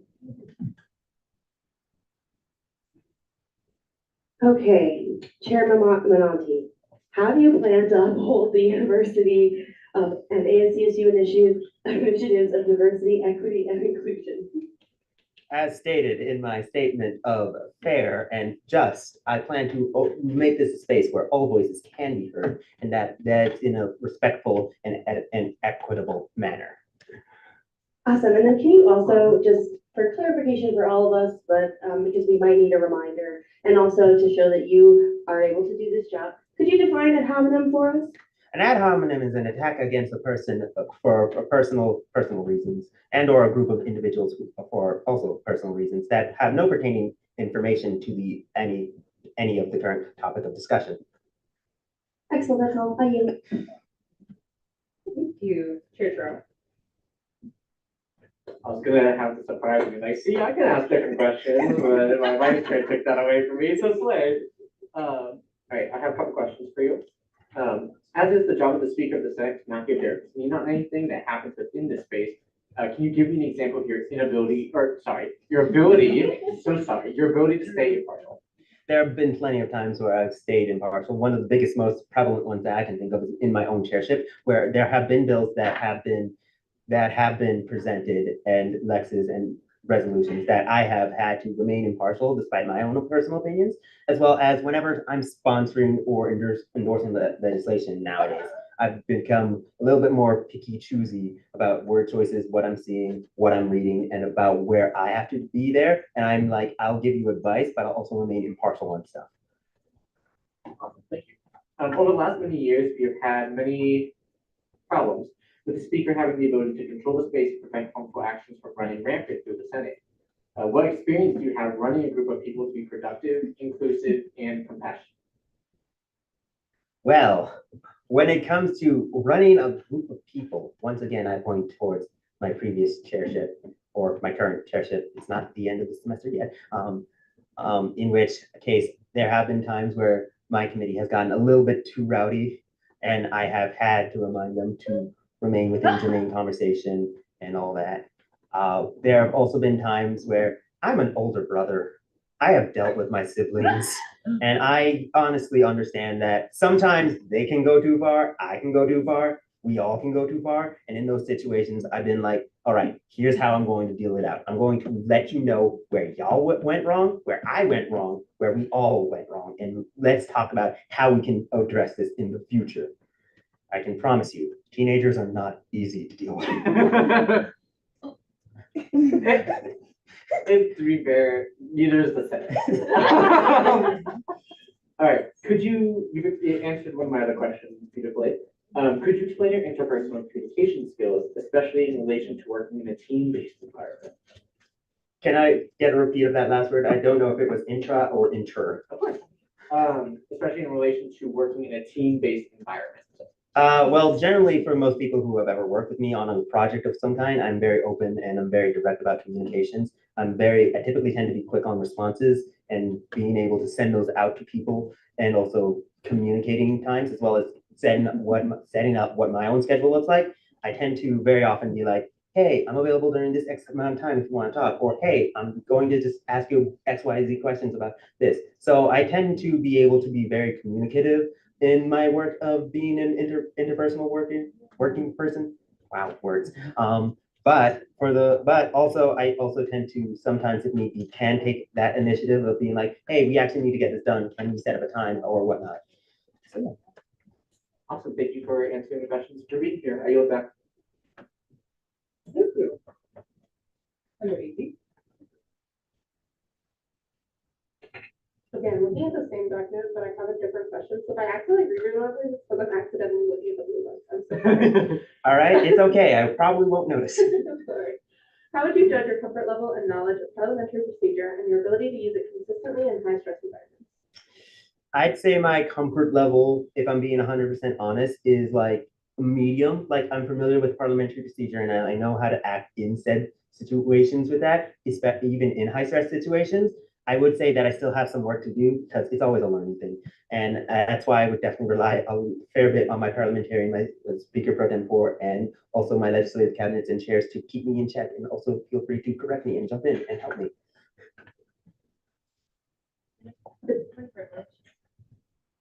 We're getting the ring back because your mic is still on while you're asking your question, so you could, thank you. Your mic's still on too. That's fine. Okay, is it better now? Testing, 1, 2, 3. Testing. Okay. I still hear it a little bit, but yeah. The job descriptions for the Speaker of the Senate require extensive knowledge of the Senate as well as legislative writing. Can you elaborate on your experience and preparedness for this? All right, we get to go into my work experience. All right, so when it comes to legislative writing, I have not presented that many of bills myself, though when it comes to that, I have worked with many of y'all in the Senate space on bills before. I have worked in helping type out, making like corrections. I know one of the bills being seen tonight, I have help write a little bit and working out some of its own issues and whatnot. So I am familiar with how legislative writing looks, how that process works, and what that looks like. And I'm forgetting the first part of your question again. Legislative writing is the biggest part of that because everyone knows that you're in Senate, so of course you have some knowledge of the Senate. Yeah. Right. Ooh. Okay. The Speaker of the Senate is required to work over the summer. How are you preparing to complete these duties over your break and to aid your legislative cabinet to start the 2024-2025 school year ready and prepared? We are going to talk. We are just going to talk as much as possible. I'll be trying my best to work because I will be going home for the summer, but I will definitely be a little bit more remote during that summer period. So I know during that summer period, I'll be talking to those who I need to, which I do not know who to talk to yet. Mostly, probably going to be a lot of leadership, administration and whatnot. I'll be probably in a lot of Zoom calls. I'll be making sure to schedule them. I'll be emailing them. I'll be making sure that they have up-to-date information on what I'm doing. I have up-to-date information on what they're doing, and making sure that that's all scheduled out. Okay, last one. How do you plan to uphold the accessibility guidelines to ensure the space is accessible to both members and constituents? I said, you know, we gonna be sending that email out 48 hours in advance. You know, we gonna be doing that. I'm also going to try my best to work with the FTC senators and accessibility chair to make sure that legislation, when presented to the Senate body, is readable and accessible for all. And that basically all accessibility requirements that are needed to be met are made. I'll also be helping set up the Zoom if need be. Thank you, my time. Thank you. Next we have Senator Davis. So we meet late and people get tired, people get passionate about their things. And so a lot of times it like can transition out of like decorum and all of that kind of stuff. So if that does happen, what is your plan to get us back on track? And if it becomes a recurring problem, what's your plan for a long-term solution to make sure that it doesn't become a recurring problem? When it comes to short-term solutions for like when it does happen and pops up, I'll be like, hey, y'all gotta remember to stay in decorum. And like, you know, we can also give you like strikes for ad hominem if you start to go into ad hominem, and that you gotta be careful about your word choice and, you know, your tone and all that stuff. As for long-term, I think it would be at that point just using the strike system, making sure that people know that, hey, you can't just go willy-nilly in Senate. Can't be a silly goose in Senate. Thank you, that's time. I ask you to step out and you can tell Senator Taylor to walk in, please.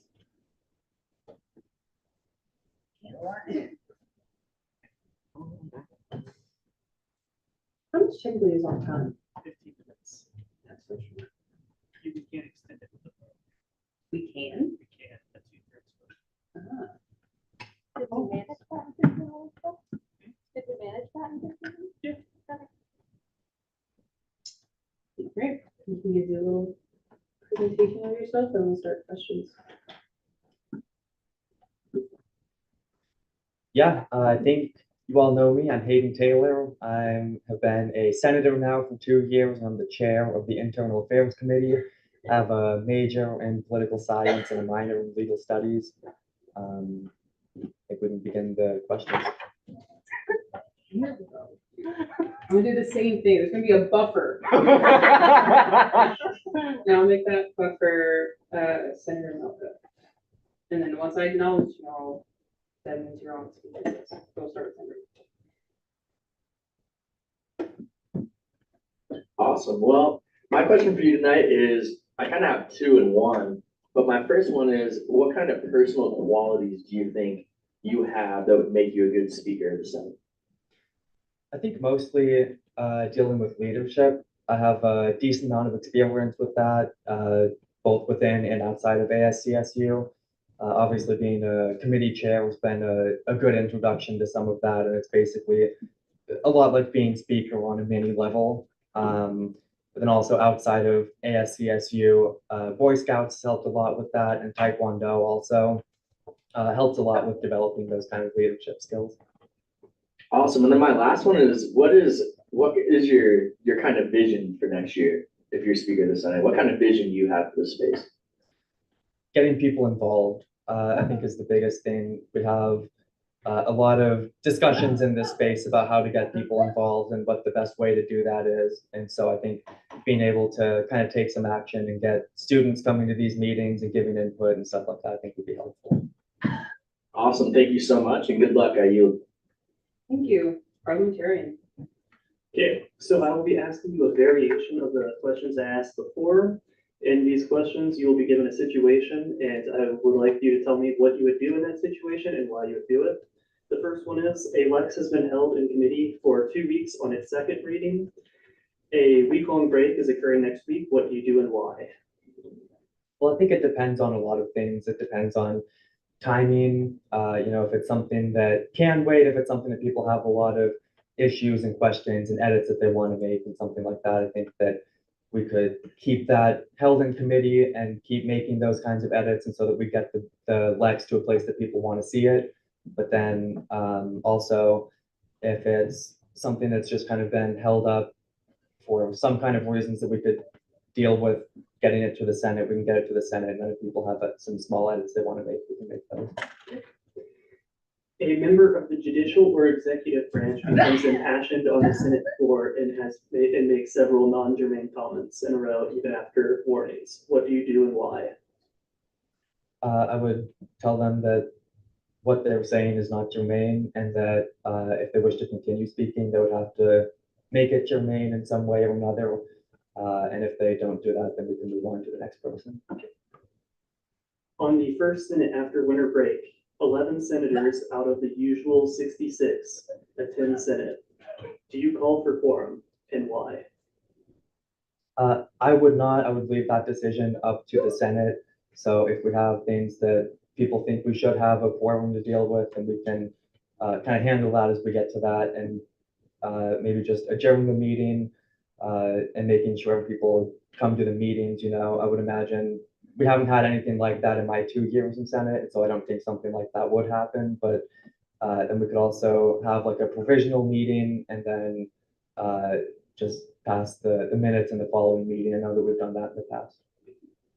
Discussion and debate for a certain bill has been motioned to be extended for a third time. The first extension extended the clock by 5 minutes, the second one 15 minutes, and the third one is asking for another 15 minutes. What do you do and why? Well, I think it depends on kind of the situation with that again. If it's just people kind of saying the same thing, then obviously it's the Senate's vote, but we could maybe take a look at just moving on. But if we've extended the time of discussion and debate that much, then I would imagine that we would be having some like substantive debate, and so we would be able to continue with that. A bill without enough signatures has been, sorry, I was reading the wrong variant. A motion has been made to remove a bill that has enough signatures from the current agenda. What do you do and why? That would be a decision of the Senate, so that could be held to a vote if people want that. Okay. Final 2 questions. These are the easy ones. How and why would emergency sessions be called?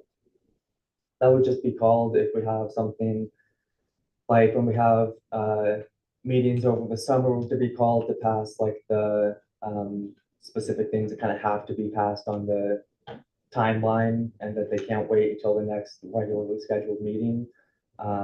That's, I think, the only time that I've seen that happen is when we have something like that. So something like that. And how would that meeting be called? Like, who calls it? Is there a vote that's needed? Yeah, that's, I would have to take a look back at that if that situation came up. I don't know that off the top of my head. But... Okay. And then finally, how many people are needed to make a motion to renew a caucus?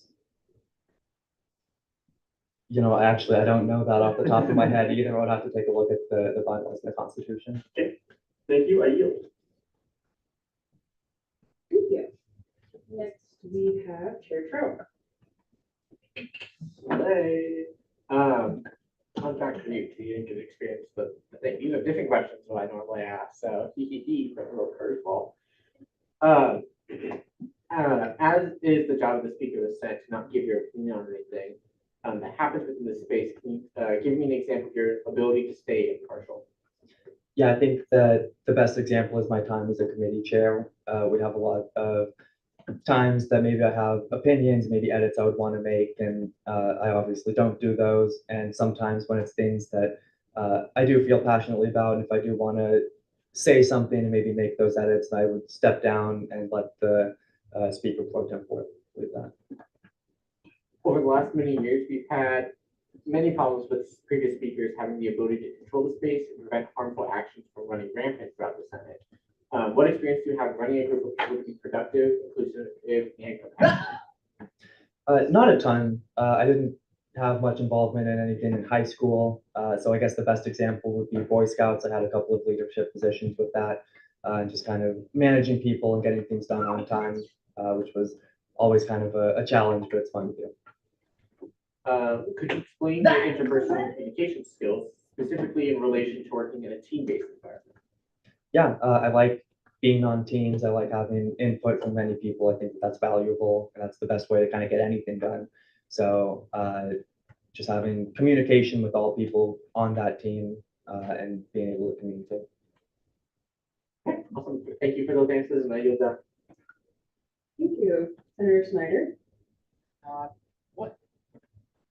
So what would be, what would be your, so the question I have is what would be your ideal Senate environment, and how would you go about creating that ideal Senate environment? Well, I think the ideal Senate is one that gets things done, one that has discussion and debate that can be valuable but not hostile, and that we can accomplish good things for the students of CSU. And I think that dealing with that is just kind of letting the healthy discussions and debates and questions happen, and then when that gets to be too much, kind of cutting that off and bringing that back to a place that people can have good discussions. All right, I yield. Thank you. Associate Camper? You are excellent at remaining neutral. One of the things this role entails is checks and balances in ASCSU leadership. Can you take a strong stance when needed and stand up to executive on behalf of Senate?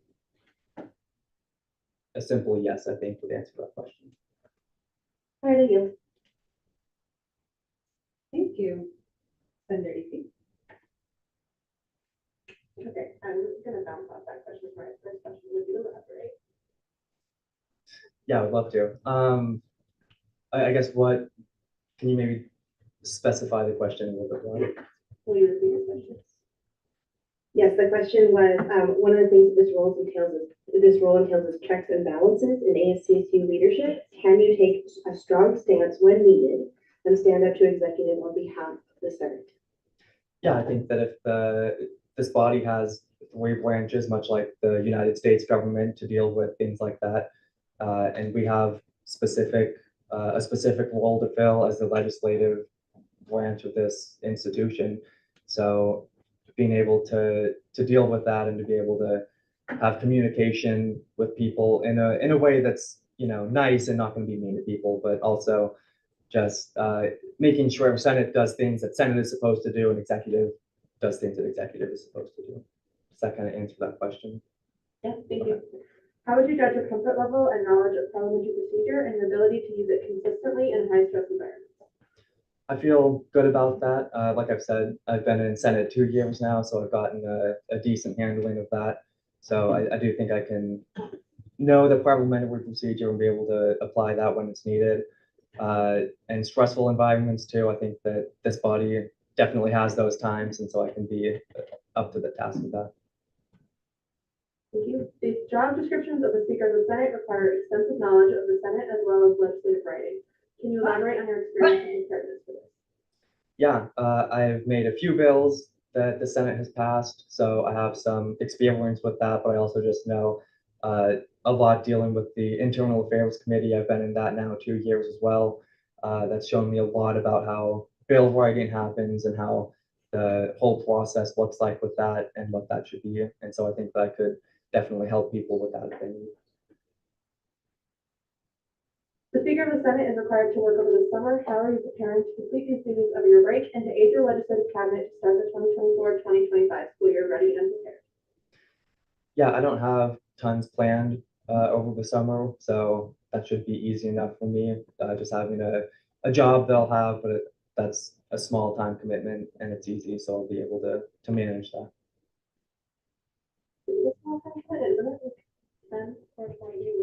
Okay, sure, never mind. Okay, how do you plan to uphold the accessibility guidelines to ensure the space is accessible for both members and constituents? Communication with the Student Disability Center would be kind of the biggest aspect of that, being able to make sure that the accommodations that people want and need can be met. I know that we've had some challenges with that in the past, and so so I think that having that communication with them and being able to meet those needs. Thank you, Yolanda. Thank you. Thank you, Ms. Fairchild-Frisky. Hi, so first of all, congratulations for being here. My question is what do you think your biggest challenge will be to be speaker and how will you work to overcome that or work on it? Because we're not perfect people and we can't expect that. It's a fantastic question. I love that. I think that my biggest challenge is, I guess, the time commitment. I'm somebody who focuses a lot on my classes, and my whole life at CSU is basically classes and homework and the time in ASCSU that I spend.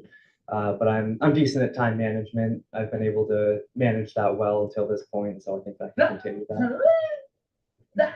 Perfect. I have my time. Thank you. Thank you. Thank you. Senator Davis.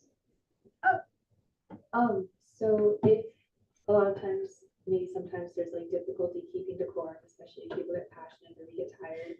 So if that does start to happen, what's your plan to kind of get us back on track? And if it becomes a recurring issue, how do you plan to like alleviate that?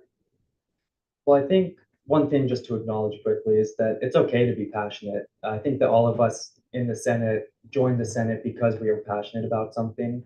And so I think that letting those passions show is a good thing. And as long as that's done in a healthy way and in a respectful way that's germane and it follows the rules of the Senate, I think that's fine. But then if we kind of get into a place that's less of a healthy debate than just being able to stop that and being able to have us as a body take a step back and keep centered on the idea that we are here to serve students.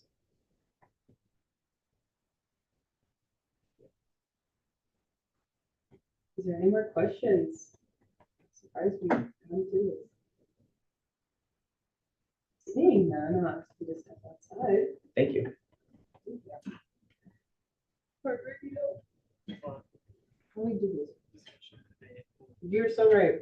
I was thinking about voting too soon. No, I totally do. Like, this is such a reliable source. Anyway, open a period of discussion and debate with the first raised placard. I'll start with We'll start with the parliamentarian.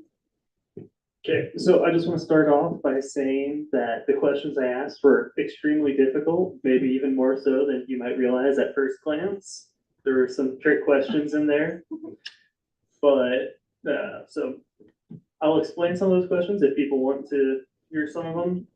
But to end with, while none of them got all the answers perfect and none of them had all their answers as the most optimal answer, I do believe that all these candidates are completely capable of growing into this position and accomplishing the tasks set out for them. None of them gave answers so incorrect that I would be afraid that they would not be able to handle themselves in this space. So one of my trick questions was the discussion and debate for the third time. If you added up the amount of minutes that would have been increased by all the various add-ons, you would realize that it exceeds the maximum 30 minutes of discussion and debate, or yeah, that is required by our bylaws. But yeah, that just explains how complex these questions are. I yield.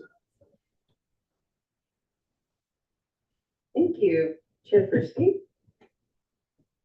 So I firmly believe that both of them can do a great job in the position. I think that both can grow into the position, as the parliamentarian said, because it will definitely take a learning curve to jump into it. But I feel like both of them have a passion about Senate, which I think is one of the most important parts of it, and they are committed to this space and committed to being a good chair. So, or yes, good chair and speaker. There we go. Okay. I yield my time. Thank you. Associate Camber. I've done extensive legislative work with both of these individuals chairing committees that have asked all sorts of amazing questions. I have absolute faith in both of them. And with that, I'd like to move to the previous question. Second. All those in favor, please say aye. Aye. All opposed, say nay. Any abstentions? Hearing none, we are going to. I have a point of clarification. Go ahead. Point of order, sorry. Okay, yeah, but point of order is point of mistake. Anyway, that's not the point. Section 802, subsection J of the Constitution outlines the speaker vote of confidence vote, which reads, quote, "All votes for the speaker's vote of confidence shall be held to a secret ballot. All hard copies of the ballots, including a written account of the virtual votes, shall be kept anonymously for the duration of the elections period and for 1 month following the closing of the voting period, and permanently in a virtual format in the ASCSU archives." Give that to me one more time. We have a paper. Yeah, yeah. Write it down digitally. It's also in the Constitution. It's in the Constitution, section 802, subsection J, for folks who want to read at home. Let me just read it from its entirety again.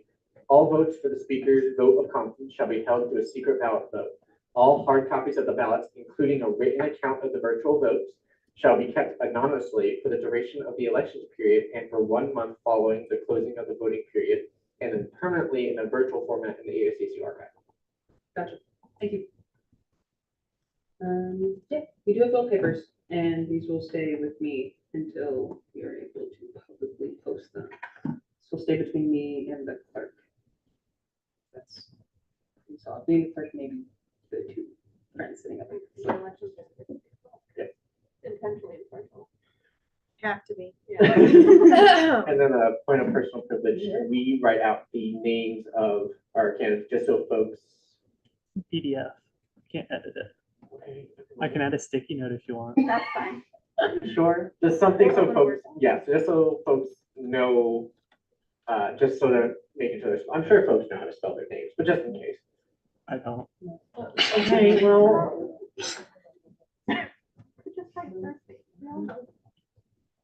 It's actually specifically outlined that as long as it's recognizable, that's who it is. Okay.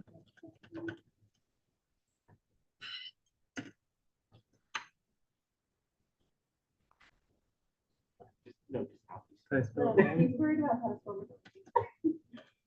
I'm worried about spelling every name.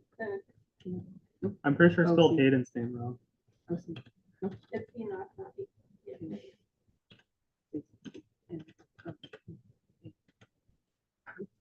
Point of information, Madam Speaker. Yes. So when we vote, do we just put for each one, yes or no, or? Yes. That is correct. You asked if when you vote, you just put a yes or no. I will You can put a yes or no or no confidence.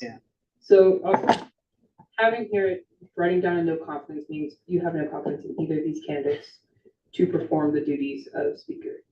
And you can completely write that on your little ballot sheet. Also, point of information, this is not a vote to elect them. This is just, they can do the job. I wish this was. Yes, this is just to say that they can continue campaigning. Because if y'all don't know, a Speaker of the Senate who doesn't get the vote of confidence is not allowed to be Speaker at all. So this would end their campaigning journey. Weird. Eligibility. Same difference. Point of information on the speaker. Can you clarify if associates can vote? Yes. Associates, I would say, would be allowed to vote. Yeah, so just to clarify, in order to be fully eligible for the Speaker of the Senate position, they do have to pass a vote of confidence. So currently on the ASCSU website, they are waiting approval by Senate. And so once after tonight, we figure out all of that type of stuff, if they are approved or not, then the website will be thus updated when Maddie gets a good amount of sleep tomorrow. The last point of clarification. I'm so sorry. There's just a lot with these. I like them. A vote of confidence shall be passed if each individual candidate receives at minimum a 1/3 vote. So it's not even a majority vote, a 2/3 vote, anything like that. It's just that a third of the Senate agrees these people can be confident. Just so folks understand what the voting threshold is. Great. Yeah, no, one. Yes. Yes.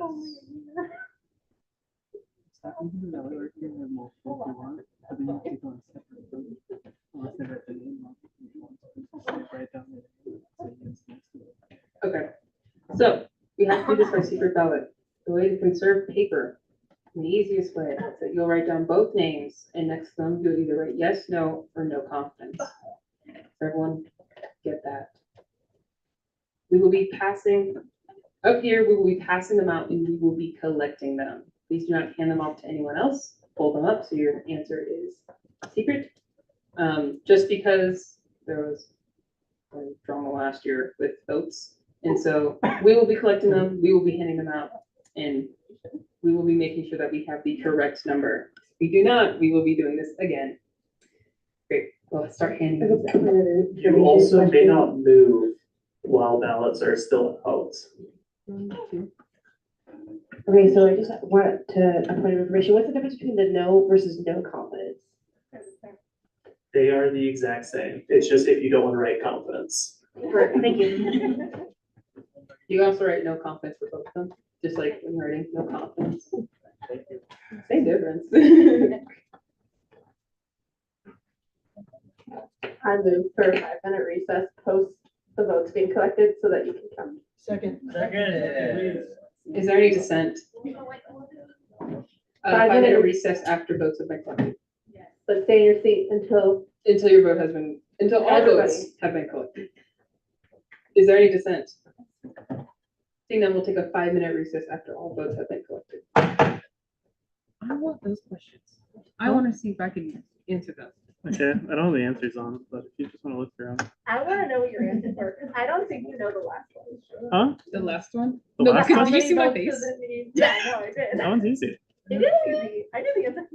I'm the guy. For the reviewing Just a caucus, guy. it's 3. Yeah. Oh. Yeah. Wait, It's so the like only three one. individual, like. Yeah, you need Yeah, like first, the person that second, motions third. and then 2 seconds. I thought he was gonna get it once I said that it's 1, 2, 3, or 4, which is why I then expanded it to 4 and 5, because I thought it was just gonna give it away. Emergency sessions be called. See, they both. They got Yeah, they both got this one wrong. Because the emergency session is to be called only by the Yeah, president he's or definitely- speaker, and that is a 42 hour. But and then he said 48 48 hours. hours. And that's what I remember thinking too. Like that. What he said was about Is it not 48 hours? No, you're wrong on who can call it. Anyone could call an emergency Yes, session. but it happens in the legislative cabinet with the vote of legislative cabinet. That's what it was, okay, 72. Okay, that's interesting. No, because that I'm one, learning so much tonight. in my head, I was like, That's why oh, that's why year. That one's good. It's like last year. Yeah, I honestly, I had no idea. Can No. I help you all collect? Oh. Is that okay? Are you happy with me? I feel like kind of getting the first one. Yeah, you can fly. Just figured I would be helpful in that sense. I If saw you- a couple of people's hands up. If you have a ballot that you'd like us to collect, please just hold it up. And one of these 3 lovely people will come around and grab it. I can tell you Oh, this this one. one.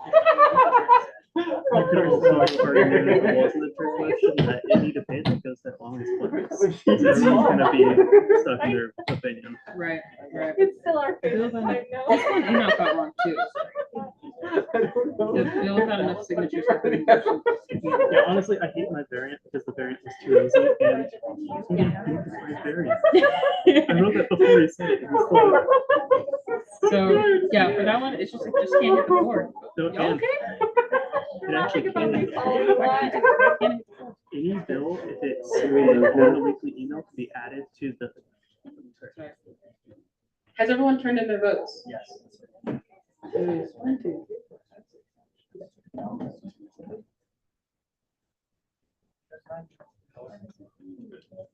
We're missing a vote.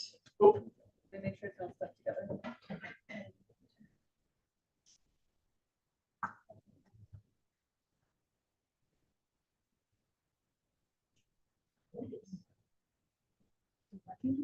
So any bill that is on the weekly agenda can be motioned onto the floor without signatures, so long as it receives a 2/3 vote, but it has to be on the weekly email.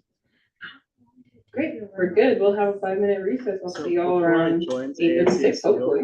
I read that you had to take a test on the Constitution and the Senate bylaws. And so for like the first 2 weeks before I joined, I just studied all of it and memorized as much as I could.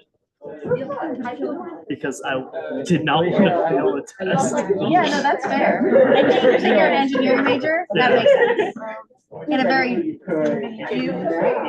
All right, random question. Yes. How old are you? 21. 21? Okay. I gotta do some math. I'm trying to figure out when I can start using you as a writing candidate for POTUS. I love all of you. Please do not walk up to the I stand while do you're not wanna counting do votes. government. Oh, yes.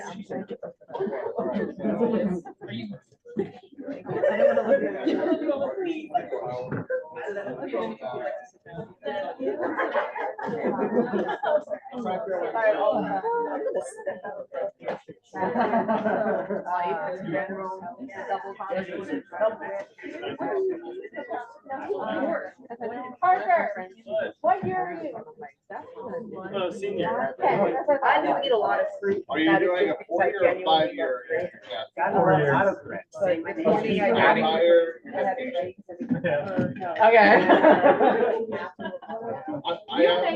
a lot of friends that are pulling their parents out. I got a lot of AP credit in high school, and so that made me feel Yeah, so I just do everywhere. I have to figure something out to figure out yeah, but I don't. Whenever I get out of Senate, it's like late, and then I have to be up at like 4:30 a.m. So I do it every day. Yeah, and I was thinking about doing that actually.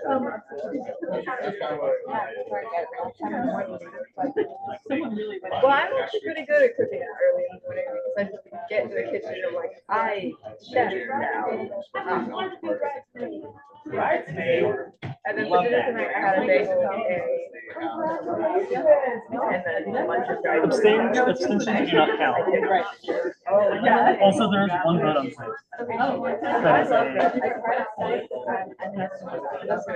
Fried mango? I love You know,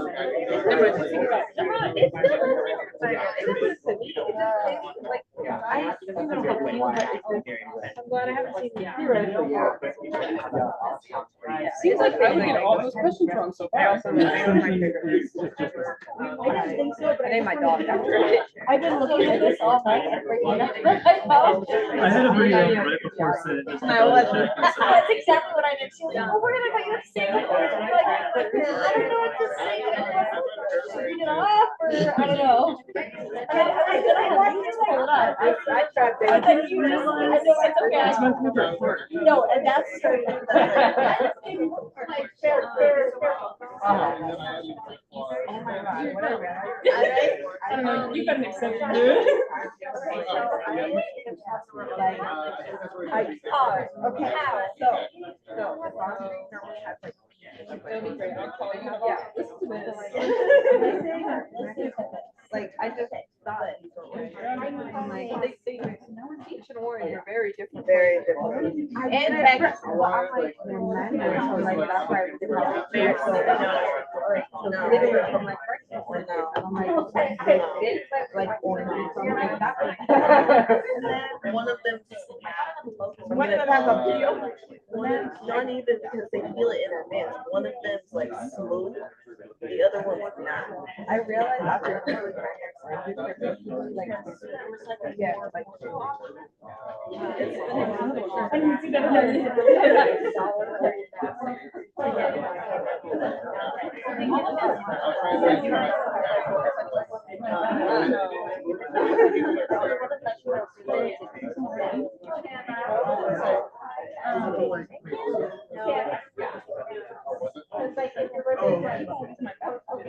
I didn't get to know what my percentage vote was when I did this.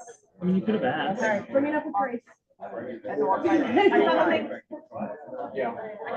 I want to know what I got. You could have asked. I think it's still on record. I'm pretty sure we pulled it here.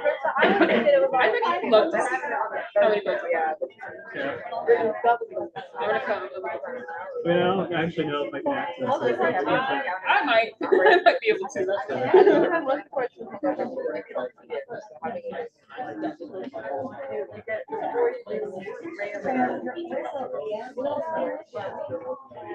my God. I didn't know. I don't know. Literatures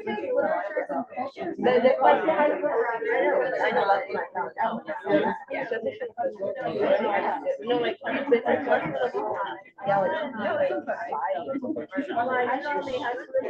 We're doing it.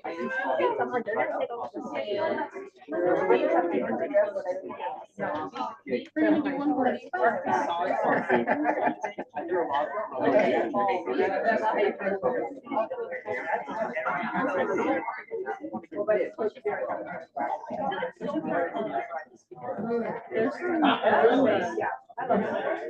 No, it's from the and I'll take one.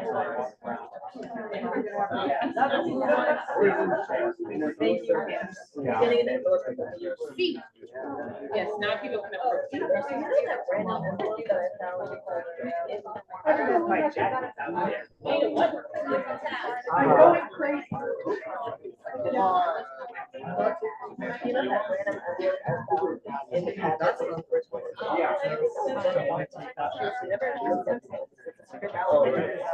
We can. I want to know what I got. I'm being so for real. If I can get 100%, Are the candidates allowed to be in when you? I wouldn't see why not. I actually have no, I have no, There's I nothing in can't the remember. bylaws that says they don't have to be here. I also don't remember how we did this last year. Last year, were you in there when they announced it? We're really not good at. Huh? I don't know. Yes. Right here. Wait, can I come back? Ava was right. We won it unanimously. We won what? I won the vote of confidence. We both won vote of confidence last year unanimously. I didn't see that. No one told me. I was like, if there's a single no, I'm attacking. Who? Huh? Who would you attack? The people who said no? Yeah. There might not be. It's just people. You also want to go. I wasn't. No, because there's one in here where I'm like, I know exactly what this is.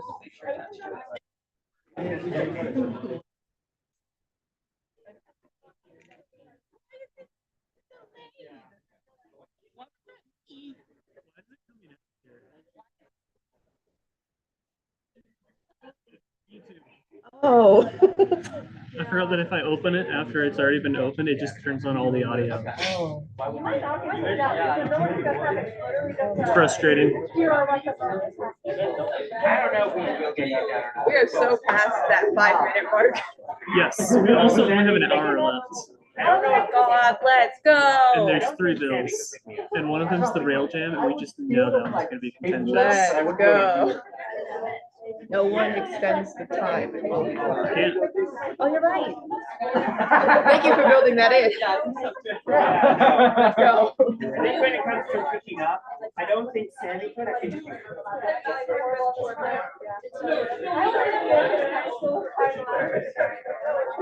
Yeah.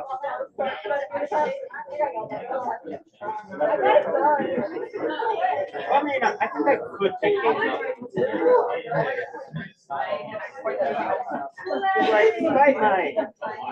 It seems like I would know all of your questions. Maybe I did know all your questions. No, you actually did them amazingly well. Like some of them I didn't even think of the answer that you came up with. And it worked way better than my own. These are just way We harder. gotta go. We got like an hour left. Oh, we gotta go. I made these way harder than last year. That's the issue. Dude, I got stumped. I did these questions wrong. Believe me, I got most of them. I haven't even looked at all. Hey, y'all, we're gonna get back to this because we only have an hour left on the confidence clock. So unless y'all want to extend that, I don't. They're gonna do it no matter what. Anyway, moving on. We're going to start with, since we moved Bill 5317 to the bottom, we're gonna start with Bill 5318. I need a person else to do votes. Yes. Sorry. Each candidate receives a vote of confidence.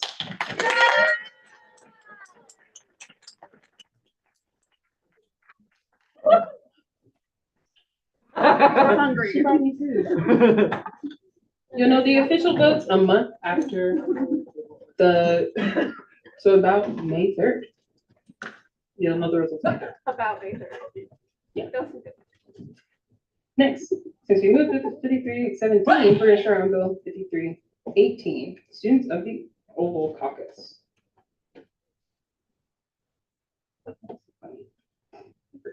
Do you want to see the bill first or the presentation? Let's do the presentation first. Okay. She's gonna see my pocket then. Actually, no, let's do the bill first. I'm so sorry. Nope. I washed these, I'm sorry.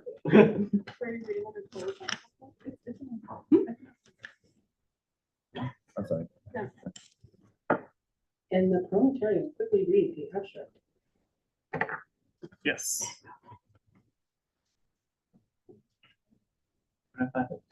This bill aims to establish a new caucus of the ASCSU Senate to create agency within Colorado State University students with the purpose of placing the power back in the hands of students. Ultimately, this caucus will allow students a voice on issues that are direct to students.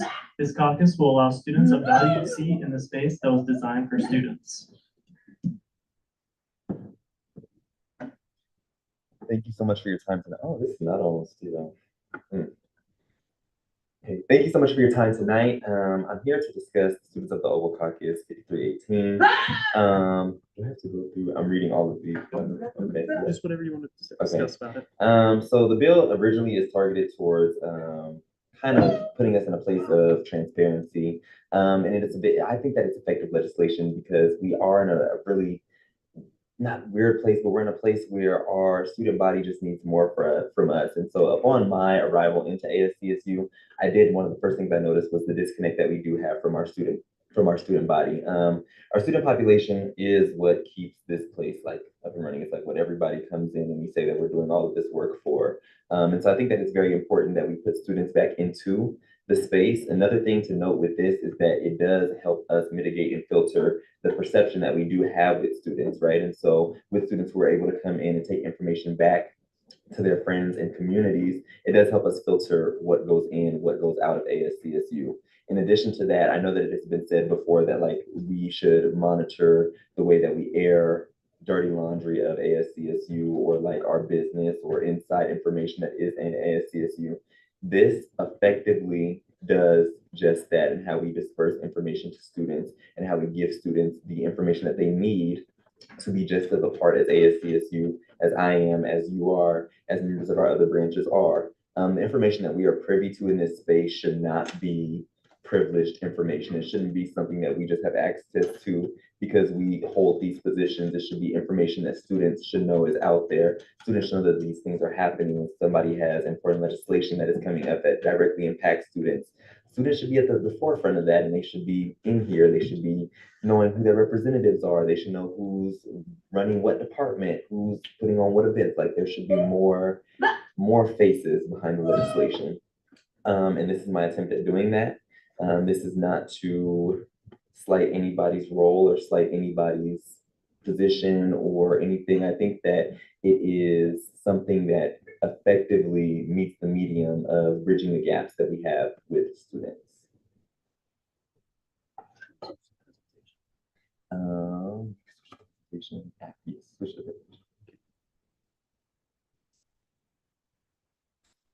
Upon putting the bill out, I sent out a bill form with it, and I had a couple meetings with different senators and different students about the bill and sent some emails out and just gathered different forms of feedback. The presentation in whole goes over a few various key aspects. We can move to the next slide.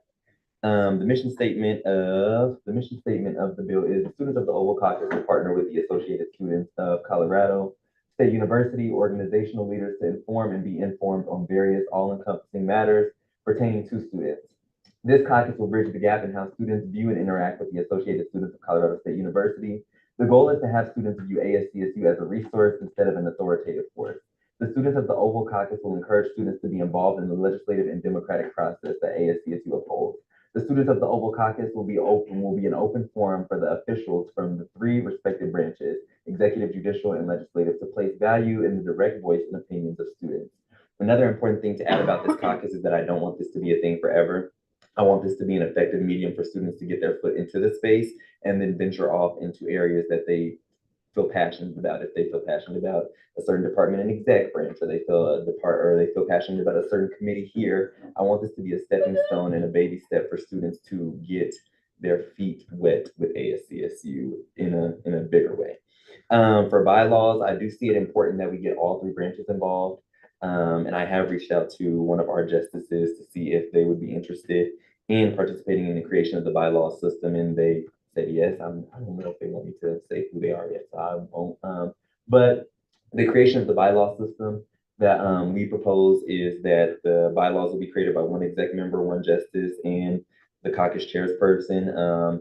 At first, it was written as like any legislative member or legislator, but it just made the most sense that the caucus chairperson is obviously creating the bylaws. So that's that one. On the bill form, there was a section for students to provide feedback and give testimony about this. And so with that, some of the testimony that we did receive from students is listed on these slides. I'm going to read a few. There's about 3 out of a lot of testimony and feedback that we've got. From Danny Collins, student here at CSU, says it puts the power back in the hands of students. Abraham Mapatano, Dean Student Leadership Council member, says the CSU students and staff should have an equal part in decision-making when it comes to things that will directly affect them. This will limit the abuse of power that could potentially come when raising prices unjustly or having unfair acts be heard before the bill is passed, while simultaneously allowing for students to be able to give new ideas for the university to grow and support the students. Next one, please. From the Body Project, we actually one of the ASCSU Health Department partners on the Ryan Solomons events today. The testimony that they provided and the feedback that they gave us was the creation of this caucus provides an opportunity for students to actively participate in shaping policies and decisions that affect them directly, thereby empowering them to have agency within their university community. By having a dedicated caucus within the ASCSU Senate, students can ensure that their concerns and interests are heard and addressed directly rather than being overshadowed by other priorities or interests. Establishing a platform for students to engage with university governance can foster a sense of belonging and investment in the institution, leading to increased participation and engagement among the student body. Some lasting thoughts. I believe this is our last slide. Is from Danny Bonestill. She is actually an ASCSU Health Department intern, and Danny says, there feels like a disconnect between ASCSU and the student body. A caucus of students would help ensure that the issues ASCSU are trying to tackle are relevant and important to the student body and more representative of their needs and interests. Then I think that one of the cool things about this bill is that not only did I reach out to our student community, but I sent it out to community members who are stakeholders and who are invested in the community. One of somebody who's in my mentor network and people who are somebody that I know is invested in the CSU community is Faith V. Hill, an alum. As an alum and a mother of a college-age student, I very much believe that students should be involved in critical decision-making. It allows them to be invested in their education and the institution itself. No one pays a higher price for the decisions made at the administrative level of a university than the students. They should have a voice in the decision-making, and they do. I'm not saying they don't. I'm saying that the voice could be enhanced and that the platform could be broader.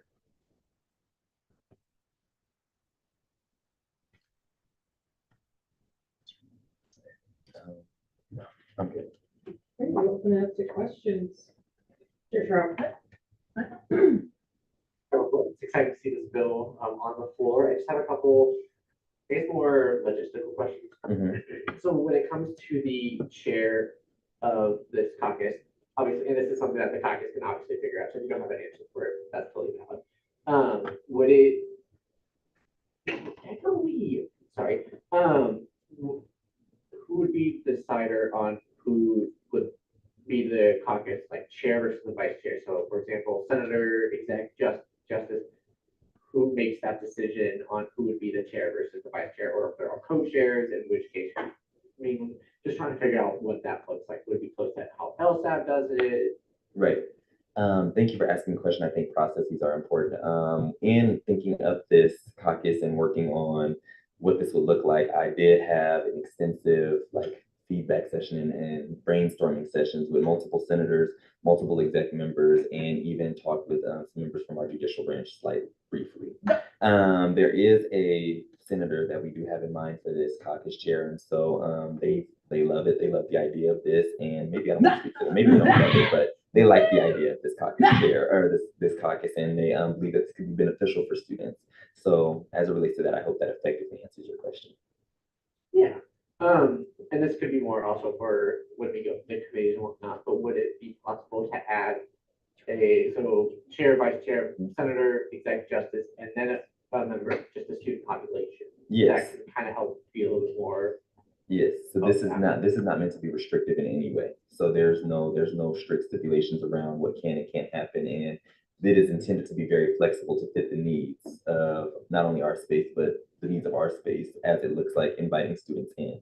So. Right. And then one last question, it's kind of more like on to the caucus itself. I guess my question is how is it going to approach it separately than how ASCSU has it in general? That's a beautiful question. I work with a few senators on looking at this question and digesting it and dissecting it in different ways. And so in talking with senators, and senators and some of our exec members, is that this caucus is not meant to step on the toes of other committees or other caucuses, right? And so this is meant to be a place for students to come and provide feedback, right? And so it's meant to be a outreach effort almost, if you will. And so this allows students into the space to give them the information that they need to know to make decisions that are going to be beneficial to how they approach CSU and other institutional initiatives, programs, and people. So this is not at all meant to be in combat or be in contradiction to what we already do. Okay, awesome. I think for the record, I think this is an incredible bill and an incredible initiative for ASCSU to get its name out there. So I'm really excited to continue through the legislative process. I'm excited to speak with them. So Thank you. Associate Campbell. Okay, so I know that we had spoken a little bit about how there was, about how there was also kind of a need to see this space be a little more transparent, but you also talked about wanting to kind of, and maybe correct me if I'm putting too many element of PR to this, so we're not just, we're filtering out a little bit of what information goes out. Can you just clarify, because those things are kind of in contradiction, a little more about what this intent is? Is this a jumping off point where we're just trying not to scare away potential new people, or are we in fact trying to with this create a more positive PR and transparency? Is it both? Is it one or the other more? Could you elaborate? So yes, when I say filter, I mean for filter, I think that it puts the lens back on us to make sure that everything that we're doing is intentional, because this is an effort at transparency. So by doing this, we know that students are directly having the oversight that maybe we haven't seen until this point, right? And so in doing that, it will directly put the heat back on us to make sure that we are making intentional efforts and intentional strides to the things and goals and initiatives that we all say that we want and that we strive to, right? And so doing things that are not conducive to that will be directly highlighted by students who are in the space and have the information to say, that's not what students are looking for. That's not what the space says that it is aiming to do. This is an effort at transparency. And when I say that we have the privilege to, not the privilege, but we have that this also provides the option to filter and mitigate what is going in and out of the space. I mean that we have that based on how we interact with what we are doing, and by having intentional efforts with the legislation programs and initiatives that we are putting out. That's what I mean when I say that. I don't mean like we're filtering it in the sense of trying to give it our look our best, right? And so I mean that we're giving it an intentional effort of being transparent and making sure that we are all showing up, putting our best foot forward and our best student mind forward. And then what role then will, or how will this change rather, the role of recruitment and retention officer, or will that be a part of this caucus at all? I think this relates to Sammy's question a little bit, in that the sense that it is not meant to be restrictive at all. And so anything that can fit the modality to reach out to people and get people in the space as it relates to the students of the Oval is what needs to happen. And I think that should happen. So this is not meant to be restrictive in any sense. This is actually quite the opposite. And so it is meant to be an outreach effort in whole for students to have the information that they need to interact with CSU as an institution. And so to answer that question, I hope that does give an effective answer, but it's not meant to be restrictive in any sense. Okay, thank you so much, Ayo. Thank you. Thank you. Is there any more questions?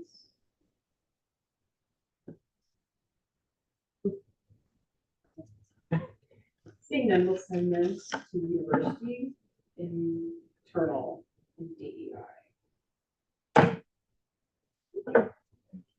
Next, we'll move on to resolution 5305. Stands in the 53rd Senate on rail jail.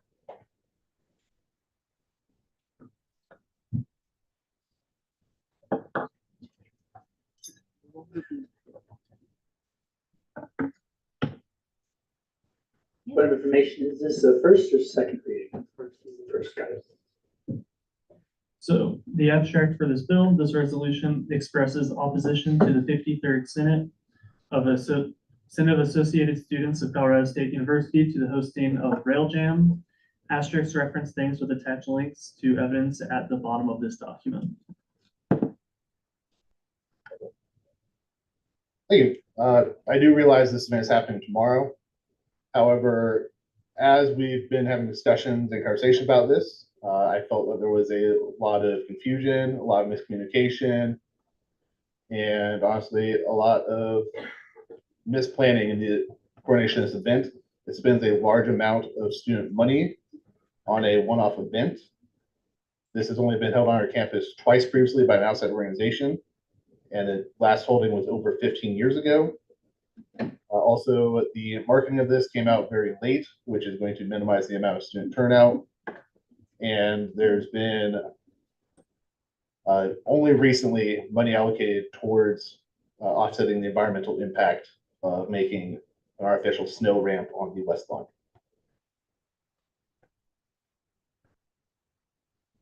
And we'll open up for questions. Senator Hill. Thank you, Madam Speaker. So wanted to ask a couple questions on a couple of the things you put on there.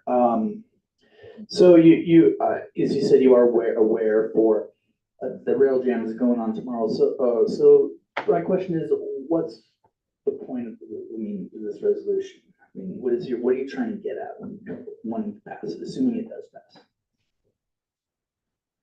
My goal is ultimately to, one, foster better sense of communication between our branches, more intentionality in the planning of events, and ultimately to acknowledge that this event probably should not happen again in the future.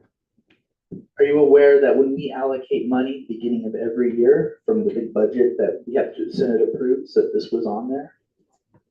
I am. I'm also aware that an additional $5,000 was allocated from BSOF to help with the funding of this event.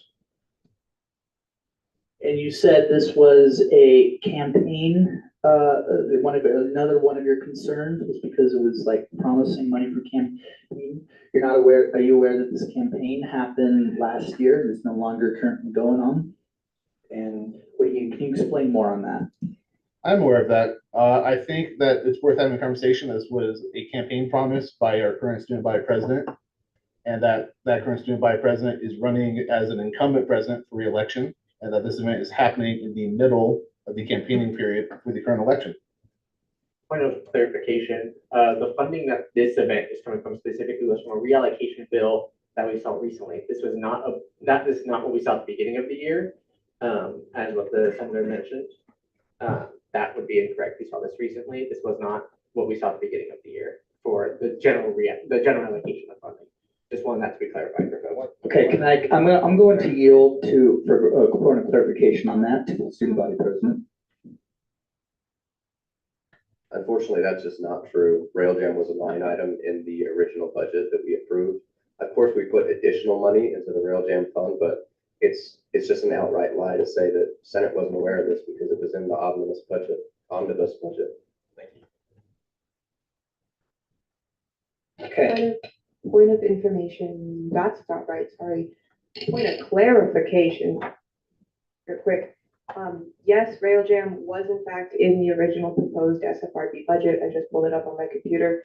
The line item for that as allocated as of like 7/1/2023 in the proposed budget. I don't know if this is the one we passed. I can't really find that one. Was 5,000. I believe that number has now gone up due to the reallocations that we had done in the years previous, but the budget that we voted on last year, and like, I believe the first session of the 53rd Senate did include at minimum a line item of $5,000 for rail jam. Thank you, Ray. Okay, my last question is, I really, by the way, enjoyed near the end how you put in Pseudomonas, a lot of scientific background. As someone who's currently in a lab dealing with studying Pseudomonas, this is kind of to fuel my curiosity. How, and also give us an idea, how is it gonna, can you elaborate more on how it will negatively impact the local climate? For that, I think there's a lot of questions, and because of how fast this came together, after having our meeting before break, we found out that this came together only starting in January. A lot of these concerns and research that's necessary to actually address the potential impacts of that were not able to be done in a timely fashion. Point of information, the planning started back in October, and really the planning started back in April upon President Salvo's election when he allocated funds for this. Okay, thank you. Also, yeah, that's actually, that's all the questions I have. Thank you, Madam Speaker. I yield.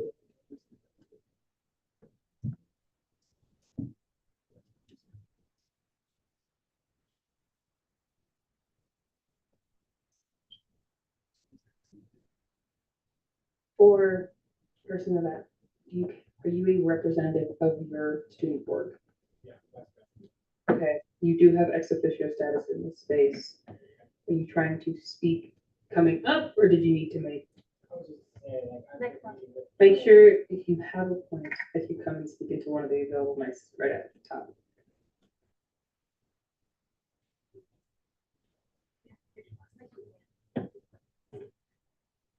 Yeah, I've been meeting with a lot of different people, executives of like CSU, not with ASCSU, but with like facility management, grounds and all that, and getting cleared with all legality. And this has started technically last spring, but for this year, it started in September. I met with them outside of that. I know it's like not within the confines of ASCSU, but I've been meeting with people with Maroon, the traditions, and then our president, just to make sure that it had some ground before we were able to really do a lot of the grunt work. We want to make sure it got through like just CSU's legalities first. So I have been doing stuff for almost a year now. Sure.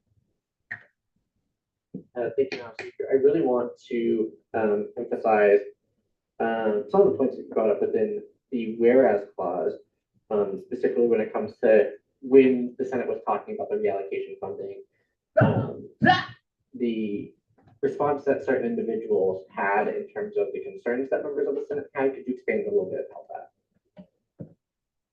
Absolutely. When we were discussing reallocation, it was brought up that Senate still had remaining funding, almost in a matter of dismissing our concerns and oversight ability as Senate. Part of our Constitution is checks and balances between the executive branch, who has the power to veto, and the Senate, who has the power to enact general orders, which are subject to veto on the executive branch. And would it be, in your personal opinion as the bill author, that conversation did not open up the ability for folks to bring in general concerns or bring in different ideas, that if they were to bring in their general concerns and thoughts, that it would be dismissed as it seemed to have during the Senate when we discussed this? Yes, also because of the short time frame that we were given to provide any feedback on that proposed reallocation of funding, which was only, I believe, that Friday, less than 48 hours. Awesome, thank you for that. I yield. Thank you, Chair Persky. Hi, I just have two quick clarifying questions. The first one is it says, I just saw it. I don't know. I just need clarification. It says, oh, here it is. In a whereas clause that the event participation is not open to all students. This is on, I don't see, page 5. There we go. Is not open to all students and is limited to no more than 30 students for participation. is that participation in general? Is that the competition aspect? I just need clarification. That is specifically the competition aspect. Another issue with the planning and working of this is the window to actually apply as a competitor didn't open until March 5th. Because it opened so late, it limited the amount of people that were able to apply to those that already had existing video or had the funding to go over spring break to a ski resort of some type and get video of them. Perfect. And then my other question was, can I just have clarification on how much money was spent in total and how much both executive, Senate, BSOF, however, where did that money come from? Absolutely. One moment. Fortunately, because of the short turnaround on this, I forgot to send that out. If our chief staff would want to speak to that, I would gladly yield to him. Yeah, absolutely. Could you repeat the question? How much money was spent in total on this event? And then how much did Senate, executive, BSOF, all those different players allocate to this? I can get you the exact funds here in a second, but right now I'll say about $27,000 in total in ASCSU, including BSOF, which was through an external organization, spent about $18,000. So without BSOF, less than that. But let me get you those exact funds. Okay, perfect. Thank you. And I yield my time. Thank you. Senator Milka. Thank you. Honestly, I mean, I respect everyone in this room. But I just, after hearing this tonight, I wish that we could spend our time working on things that would, in my opinion, better the student body. I respect all of you. I respect you out there. Point of order. But do you have a question? No, I just wanted to point that out because, yeah, I just don't feel like we're doing what we should be doing. I'm gonna have to ask that you stick to making questions during this time. Sounds good. I apologize and I yield. If I may have been a question, would you say that you were asking if there was a more concrete way that we could enact some of the things we're talking about here? Yeah, like I wish we could do this in like just a different kind of way. Like, you know what I mean? I wish we could be using this time to really help students, like, you know, but everyone has a different opinion, but I think we could use this time to help students in a much more beneficial way. Absolutely. Like I said, I think this is a conversation worth having. I've also been working on several bills to amend the Constitution to change the way BSOF allocates funding, so that way it doesn't create an external appearance of BSOF allocating funding to ASCSU events, as well as trying to increase the transparency of the operations, that way our student body and each branch can kind of see what the other branches are doing. We are now out of time for question and answer. I yield. Point of information, I have those numbers here if the body would like to hear them. Yeah. Okay. As far as payment goes, we are paying CSU Central Receiving $375. We are paying CSU PD $224. We're paying LSC Event Planning Services $240. I think her question was how much is coming out of executive's budget, how much is coming out of BSOF, Yeah. and how much is coming out of any other source. Yeah, I'm getting it. Chair Allison also asked who we were paying and how much just now. Perfect. ASCSU exec is paying $13,825. Snow Riders is paying $8,000. Ramride fundraising accounted for $1,700. The tabling sponsorships, external vendor sponsorships accounted for $1,650. And the BSOF allocation through an external organization accounted for $5,000. So you can see that not only did we use external funds aside from the executive branch, we also sought out ways to fundraise this outside of ASCSU and bring in aspects of the CSU community, which I think is very important to capitalize on the student experience here at CSU.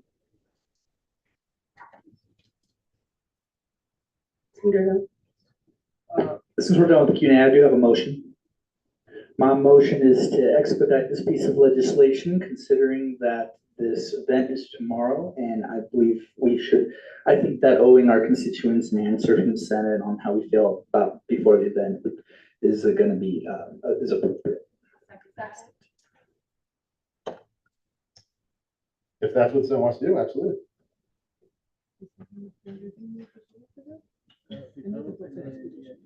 When we're making the resolution, I don't think it needs another signature. Yeah, there's no money. No, I'm just making sure, I'm checking in my own sense.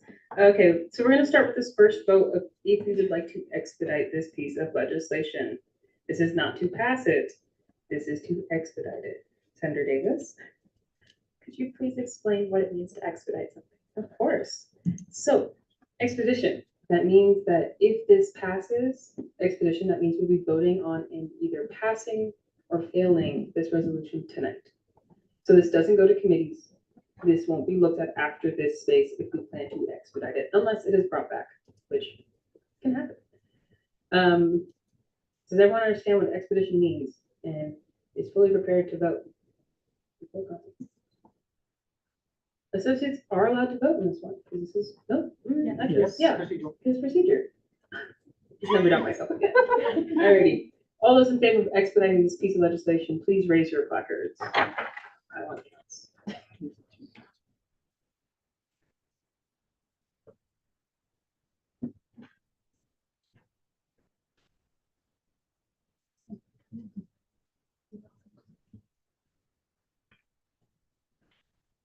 Yeah. Y'all can put your placards down. All those opposed, please raise your placards. Put your placards down. Any abstentions?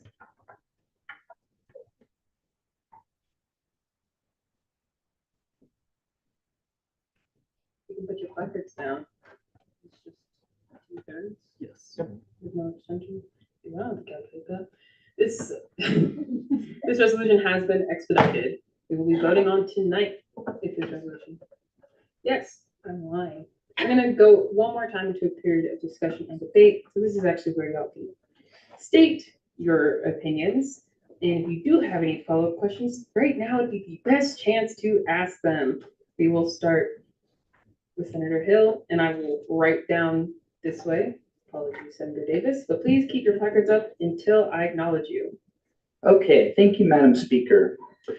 All right, I have a little bit. I'm going looking at the resolution right now as we have it. I first want to say I vehemently oppose this piece of legislation. I think that it is, we've seen this again. First of all, it says there was either a lack of transparency of this piece on one of the whereas clauses, and I do not believe that there was a lack of transparency. I believe that the executive branch was very firm on where they stand on this and told us. And the budget item was indeed included in the beginning of the year, as was said. Secondly, I do believe when it said, I think there was somewhere that said the name of the fraternity and snow riders were, quote, disregarding the environment.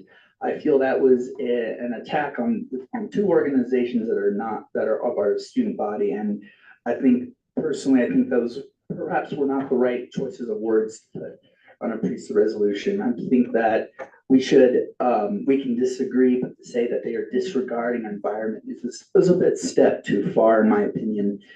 I think that to say that this was a campaign, they're using campaign promises. So let's think about it. Why do we campaign? Well, the point of campaigning, this goes back to understanding what is campaigning. Campaigning, in the general sense, is to give is not to give, say, promises, but to say this is what you're going to do if you elect me, blah blah blah. And then once you're elected, it is a mandate from the student body that, hey, we trust you to carry these certain procedures done. So if we're going to accuse or say that, hey, you're not you can't campaign, you're doing a campaign promise, then what's the point of campaigning? And I think that this, to say that, oh, the current campaign is occurring, this is regarding campaigning from last year. The current campaign is not talking about this particular event. So I believe that is simply not true in itself. And I think that again, that these, this Point of is, clarification, it is actually noted, Railjam is in fact in campaign materials. point of cited. order, these do not use, point of clarification should not be used as discussion and debate. Point of order, that was just, here's information. There was no arguing in that statement. Okay, thank you. Furthermore, I just want to point out that I think that, I do believe that the student body, when you does desire, I understand the concerns of environmental, but if you ask any student around campus, like, hey, what are you more, at the average student, what are you concerned most about? Are you concerned about environmental effects that could or may or have occur, or having some fun at a collegiate experience of Rail Jam? A majority of them, I bet you a majority of them are gonna say, let's do Rail Jam. And that is what the students want, and that is why the students, that is a mandate from the student body. And I believe that interbranch collaboration is important on this. And I think that I would encourage my fellow senators to vote no on this piece of legislation so we can continue working for what's best for the student body and work in unison to make sure that we are all doing what's best, making sure every student has the best collegiate experience. Thank you, Madam Speaker. I yield. Thank you. Senator Johnson. Thank you, Madam Speaker. I guess I'd just first like to just acknowledge Senator Melchior, and having read through this, I mean, it's very lengthy and clearly took a lot of work. So I applaud you for exploring as deeply as you have on this issue. I am a firm believer that discussions like this are very important in this space. And frankly, I wish we had more time to discuss it kind of prior to the start of the event, because student government organizations like this, transparency is everything. You know, regardless of you know, precedents, it's just important that we're all kept on the same page. And you know, if for some reason individuals might not be like, it's just important for us to clarify with one another. That being said, I'm just kind of curious. I don't know if you could speak on this, Senator Melchior, but do you know if there were any sort of like projects or student orgs that did not receive BSOP funding as a result of this, or like if that interfered in any way? Oh, sorry. Am I allowed to do that? Yes. Okay. I do not know the answer. I do know that BSOF's allocated funds for the year were exhausted, and we had to allocate additional funding from Senate discretionary to allow for more events to be held this year, though. Point of clarification. I worked with a student organization and I had received notification from BSOP that they had exhausted their funds. I also know a member of BSOP, and he was able to tell me that they had exhausted. The reason I had received that notification was tied to a very large amount of funding requests, but also tied to the fact that they had received this $5,000 fund from, I believe, I can't remember the exact fraternity for the purpose of Rail Jam. So there was a gap in needs. I also know of another student organization, PAC Club, that was not able to apply to BSOP because by the time they were about to send in their application, the funds had been exhausted. Thank you, Rayo. Thank you very much. Oh, go ahead. So after a certain point, there was a list. BSOP is first come, first serve. And there are some organizations that host events all the way into the spring, but they choose to come to BSOP in the fall in order to present. It is first come, first serve. And after we ran out of funds, it was on a list based on first come, first serve. There was viewpoint neutrality across the board as BSOP mandates. And so whoever was next on that waiting list got a hearing in front of BSOP. Thank you. Thank you very much, President DeSalvo. Thank you everyone for answering my questions. The only other thing that I noticed in this resolution that I just kind of wanted to point out was, I wish I could reference the like exact therefore or whereas clause. I believe it was a whereas clause. Regarding the amount of students that were allowed to directly participate in it.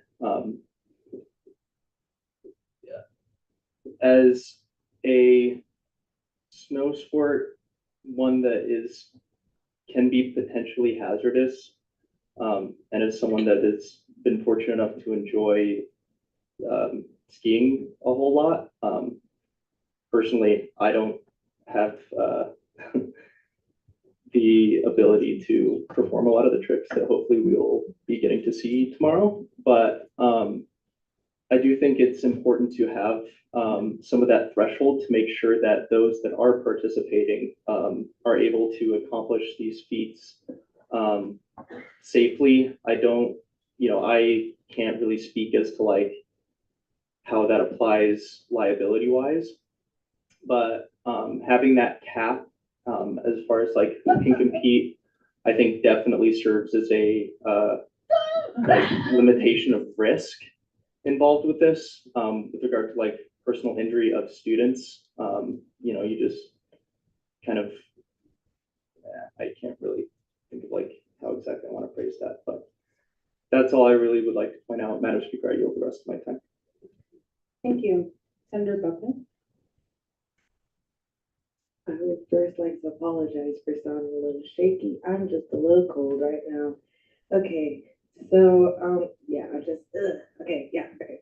So just to first acknowledge, not in relation to the general purpose of the resolution, but something that should be brought, like why the resolution was brought up is I just feel it should be acknowledged that this is one of the ground reasons for the student of the Oval Caucus, because it is being brought into question the transparency amongst the ASCSU community, amongst the different branches, as well as with the general population of CSU. So I feel like that's something that should be, thought of amongst the senators in voting for this bill, because it is important that we have this communication be a lot more clear, because realistically, we would not be having this resolution if the communication was a lot more understood and words, I'm shaky. Yeah, just a lot more understood. That's all. I think I yield. Thank you. Chairman Onti. Hello. I'd just like to first acknowledge everyone who has spoken previously to me, as well as can I make a motion and then continue with my speech, or does that end my speech? You can. I'm gonna make a motion to exhaust the speakers list because there's a lot of people, and I'll let anyone hop on there now. Hold your peace. All right. You made a motion. We have to follow through on it. Okay. There is a motion to exhaust the speakers list. Is there a second? Second. All those in favor, please say aye. Aye. All opposed, say nay. Nay. Any abstentions? Great. Anyone who wishes to be added to the speakers list right now, please raise your placards.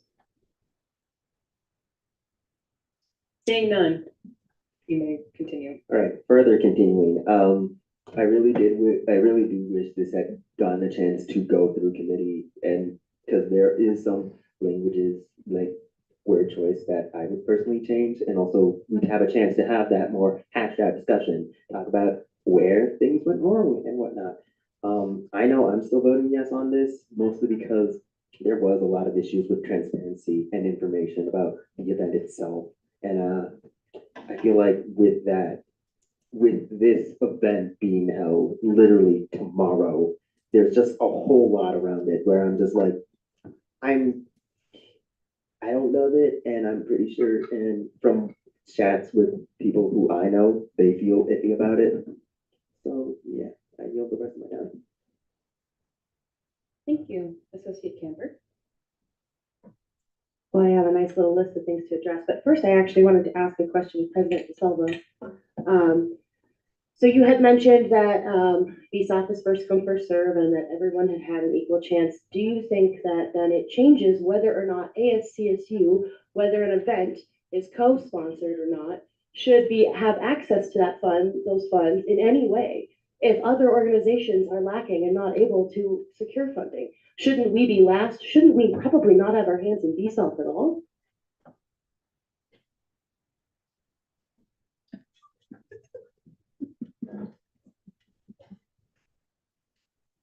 Thank you for the question, Senator. I think it's a matter of personal interpretation in the grand scheme of things.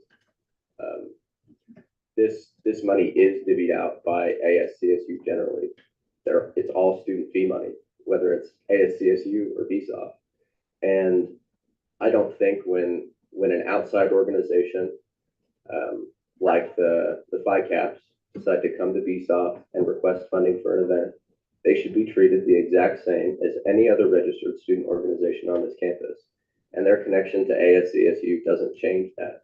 There are numerous other events that take place that utilize BSOP funding and ASCSU funding in conjunction. The drag show is largely one of those every single year. I'll leave you with that. So we'll take that as a personal interpretation. Yes, that is acceptable. Okay, so the first thing that brought this up was the transparency of what this event was. When the budget allocation was brought to us, it was not portrayed as a competition. It was not portrayed as half the things that it is. We were told something different to get the money secured, which is where began the problem. To speak to Senator Malka's point earlier, I do think that it is of importance that we're not wasting $27,000 on something that could potentially ruin the West Lawn, potentially has huge liability, has limited participation, has now muddled our financial transparency. So with that, the word choice we have backed up everything that we said. It is, you could say it's objective or subjective, but it is not, I wouldn't say a personal attack. It is backed by the fact that we didn't get a straight answer. Every week there was a different answer as to what the environmental mitigation would be. We didn't get anything in writing until we had a meeting right before break, or excuse me, or was that last week? That was last week. Right before spring break, it wasn't even a line item budget. It wasn't even on the budget to do any kind of environmental mitigation. We got a different answer each time, and then the most recent answer, one of the answers was that it would go into a fund to plant trees, which student fees can't provide, can't go to an endowment. And then that event that was already planned would be the mitigation. That is not satisfactory. So the word choice, we could argue that. You'll notice there's also a therefore clause that states that, see here, that any one of these to agree to this resolution is not necessarily agreeing with all of these points, but that any one of them is a reason to say, hey, this is not a good idea. And how it was brought about and its transparency was not ideal. Now, while it is okay to campaign, that is one thing. What you don't get to do is make campaign promises and spend ASCSU funding to further bolster your political position. If you are incumbent, what you've done and what you've promised, especially while you are actively campaigning and putting on your social media rail jam as a part of your campaign, is problematic.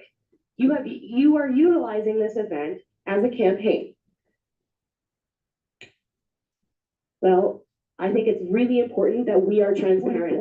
Point of order, parliamentarian, is this germane? It is relevant. I have not seen any direct attacks so far, but if it does get to that point, we will cut off about this topic. I think a name or a party has to be said for it to be a direct attack. Ad hominems are very unclear, and I think it comes to discretion of both me and Parker to decide an ad hominem or legislative cabinet. Should I rephrase? I think that if any person in this organization is running as an incumbent, they are beholden when they say they are making promises and keeping them while they're actively campaigning and using student fees, that is a problem.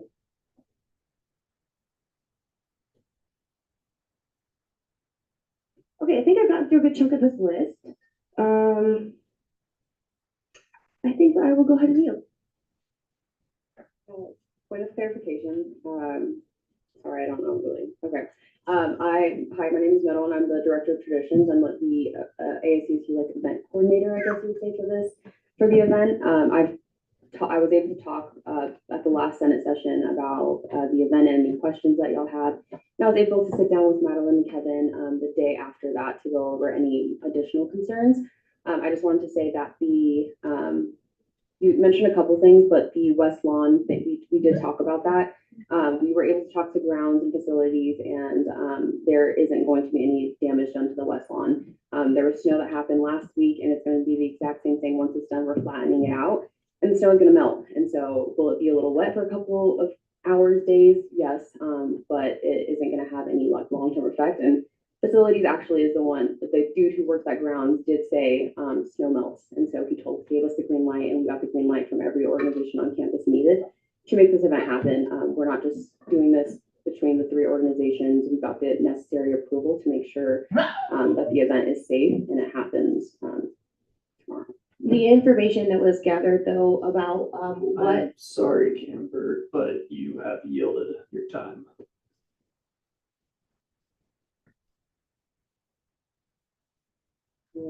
Yeah, I think it was the grounds. We already covered that. There's not going to be any damage to that. And based off of our like Instagram posts and all the I personally, I don't know about y'all, I've never seen this many non-ASCSU members in the office. And I think it is our job to serve the communities on campus like the Snow Riders and Phi Kappa Theta. They're interested in hosting this event. And ASCSU is an organization that has the resources necessary and the contacts to make an event like this happen. And so it's been great meeting a whole bunch of people and serving students that I would have never crossed paths with if it wasn't for this event. And so we're generally just trying to bring the community together, create a third space for a large community on campus. I'm going to ask you to go back to your first point of clarification. Sorry, yeah, That'd be great. for sure. But yes, like I was saying, the West Lawn will be fine. And I think that this event isn't only serving ASCSU, it's serving a lot of other groups outside of this organization. Thank you. Thank you. Senator Davis. So I'm gonna be bouncing off of a couple points made and then like adding some stuff. So the reason I didn't want this to be expedited is because clearly there's some things that need to be talked about in committee. I think that one of the big things is the environment. I think, and I haven't had much chance to like do my own research, so like take this however you want. But I think that maybe the fact that we have to plant trees to offset an environmental impact says something about what we're doing. I don't know if that's like the greatest thing. Like, it's just not awesome to have here that we have to offset it in the first place. And kind of bouncing off of what Senator Hill said, like college experiences are great. And I love the fact that this is able to connect ASCSU with the general student body. I have never seen, like, I've only been here for a year, but I haven't seen anything this big yet that's like actually had an impact on this many non-ASCSU students come through ASCSU. So I think that's really awesome. Personally, I would choose less of an environmental impact over a college experience. I think that there's ways that we can make awesome college experiences without damaging any sort of environment. Everything else, I think, like in terms of campaign, fulfilling a promise you made in your previous campaign isn't necessarily, like, it's not a bad thing because it's a promise that you made. I think that, I don't know if it's necessarily being used for anything negative. I think it's just fulfilling a promise. And so I think that in the future, obviously, like it's happening tomorrow. It's a little bit too late to do anything now. I think in the future, kind of just thinking about what Colorado State cares about, because we are like a green school. We pride ourselves in the fact that we like compost it all the time, and we have like director of environment, and that we are very much a green school. So like kind of just thinking about those values is something to consider, but I don't necessarily think that everything in this bill should be there. I yield. Thank you. Director Baron.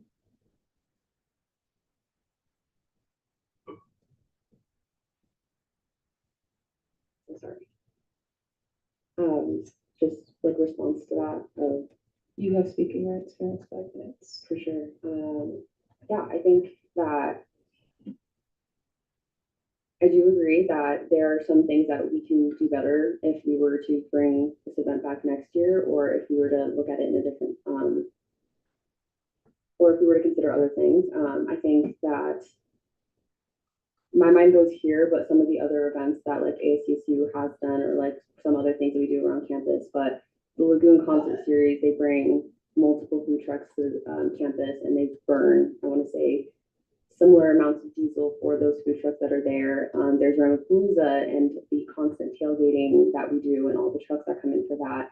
I'm not comparing it, but I mean, there are other things that do happen on campus, and when we had this event originally, when we were putting everything together, we did make it a priority to have the director of sustainability on, so we can create that carbon offset. I don't think that any other campus organization does that for the events that they put on, but we did make it a priority because we have that director here, and we know that that was going to be an issue if we were to try to bring the event back. So,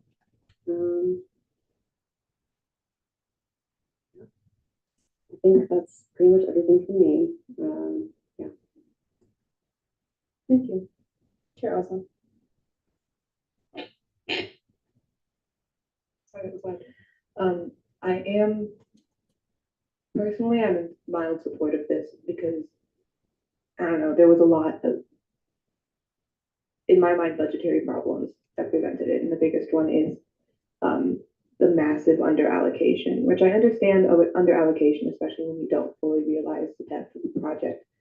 But the initial allocation of $5,000 is substantially lower than what the total cost is. Now, if they knew already that they were going to supplement it, okay, still iffy, but the total cost being originally that low in the budget versus what it is now is a mild concern, especially if this is going to be something that ASCSU wants to continue in the future. And I believe that the primary goal of this, in my mind, full stop, my personal opinion on this, is that this resolution is meant to foster this communication so that we do take into account unexpected changes and expenses and stuff like that, and have better communication to communicate. We thought it was going to be a lot cheaper. It's not. We messed up on the budgeting process. We're still trying to hold this event. Because if we want this to be a truly sustainable CSU event, and the CSU student body population has shown a great amount of interest in this, we have to make sure it's sustainable in the future. And in order to ensure sustainability in the future from a purely financial standpoint, we have to begin establishing clear communication lines today, because otherwise this is going to fall apart in the future. And with that, I would like to motion the previous question. Seconded. All those in favor, please say aye. Aye. All opposed, say nay. Nay. Any abstentions? I'm gonna have y'all do that on record. I just wanna remember. Love y'all. All those in favor, please raise your placards.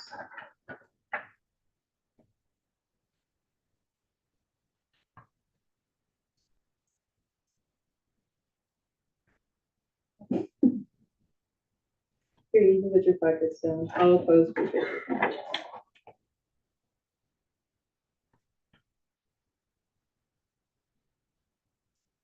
You put your placards down. Any abstentions?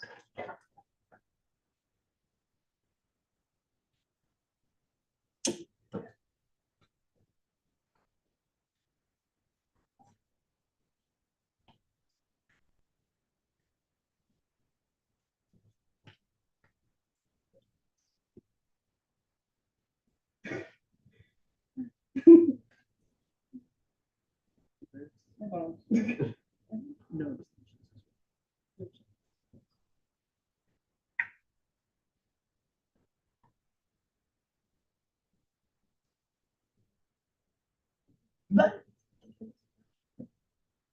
So while we wait for the results of the vote, I just want everyone to know that I will be changing our policy on the point of informations. I've started to notice over the past few Senate sessions that point of informations have slowly been creeping in their scope. And so there will be just a new rule for whether or not a point of information is germane, and that is if you say the word I in your point of information, it will not be heard. I just have a point of inquiry. How many people were on the speakers list? I'm so sorry. Right. There is 4 people left on the speakers list with a vote of 10 to 6 to 5. We do not motion to previous question, and we will move on to the next person on our speakers list, which is Chair Trout. I was gonna have us start off by taking a breath, but I think the laugh kind of detempts through a little bit. So I'm glad to see that the room is a little less tense.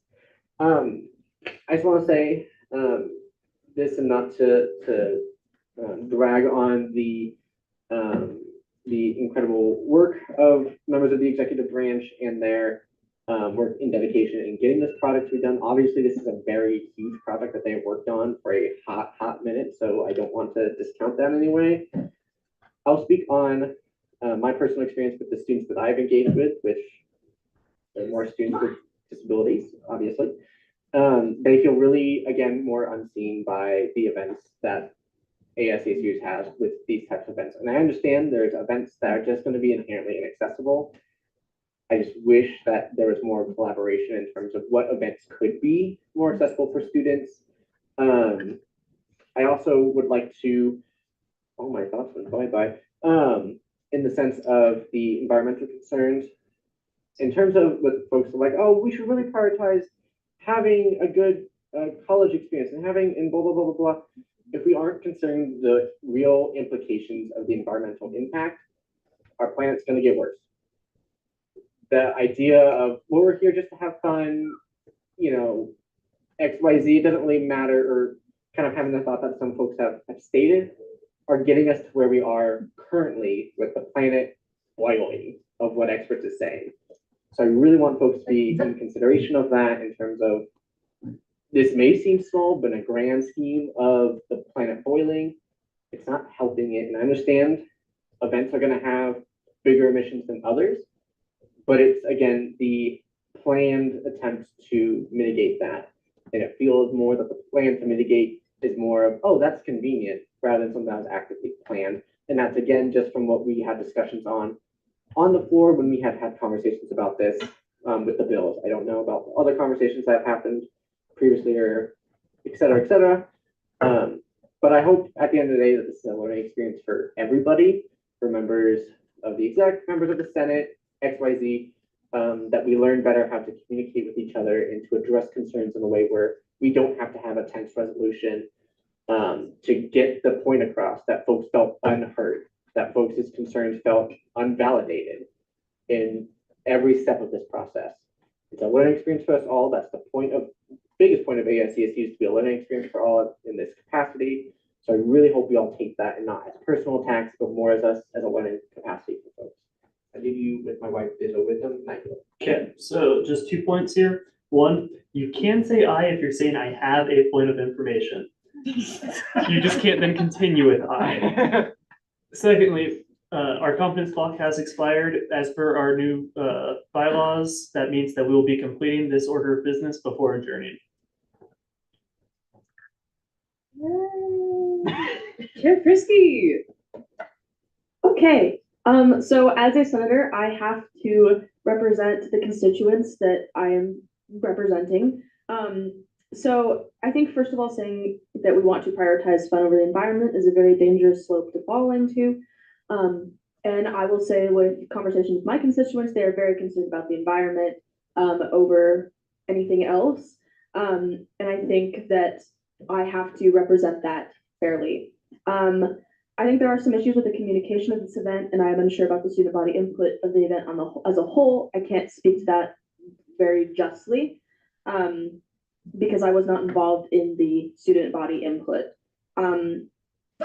I also do not want to disregard the work put into this project because there's a lot of work put into it, and there's a lot of care that was behind it. I personally wasn't here at the point where we were voting on the budget last spring, so I also cannot speak to that. But I think moving forward, we should learn from both branches to work together more closely and create not only more sustainable events, but ones where this discussion does not have to happen the day before the event is occurring. I think it's not fair to say that the people in this space are lying at all, because there's a variation of the information we have been given and heard. I know that if I say anything that is incorrect, it is because I'm lost in the sauce in the most professional manner, and not because I am trying to misrepresent anything. I just know what I know and what my constituents believe. I generally hope this event is a success and goes well, and we can learn from this going forward as a entirety. I yield my time. Thank you, Senator Malco. All right, well, thank you, everyone. Like I said earlier, like when I make these points, I'm not going after anyone personally. I really enjoy a lot of you that I know in here, and I like talking every day. But yeah, like I think that there's better use of our time.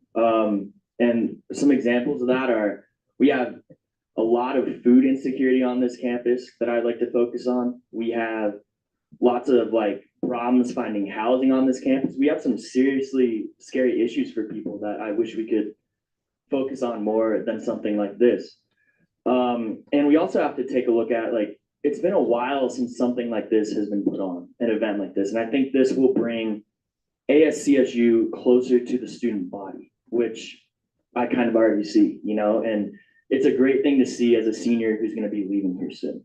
Maybe there are some things we can change, and maybe, you know, we could have less of an environmental impact going forward, but this is a good start, and I see the effort that was put into this. And again, like I said, I just joined Senate back in January. It's been a little while, but I just really hope that we can get some more beneficial stuff done this year, and I'd love to help with that. With that, I yield, and remember, just because I disagree with you does not mean I dislike you. I do. Thank you, Chair Taylor.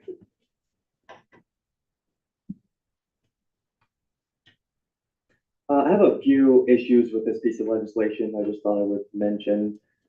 Mainly that none of the issues that people have been kind of talking about tonight in the last couple of weeks have been were brought up when we had the budget reallocation bill a few weeks ago, and that passed unanimously. I feel like if people had issues with something like this event, then these issues should have been mentioned then when we had the budget allocation bill that was in committees, that was voted on, and it passed unanimously. And so I think that it's a little bit too late to be having issues like these. Second, the final therefore clause of this bill, claiming that this event is unethical because it was planned by a candidate incumbent during a campaign, makes this piece of legislation kind of feel like a political hit job in search of an issue, and not genuine issues that people have with an event that's happening and maybe the way that it was done.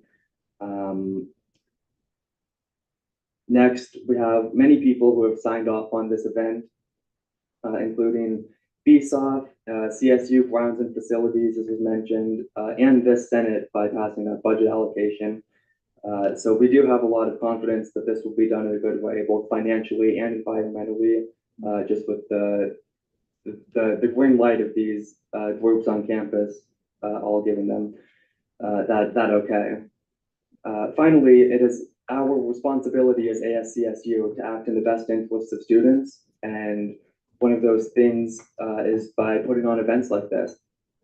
This is a fun event that people can enjoy, and ultimately I think that's what this institution is all about. So I will be voting against this piece of legislation, and I yield.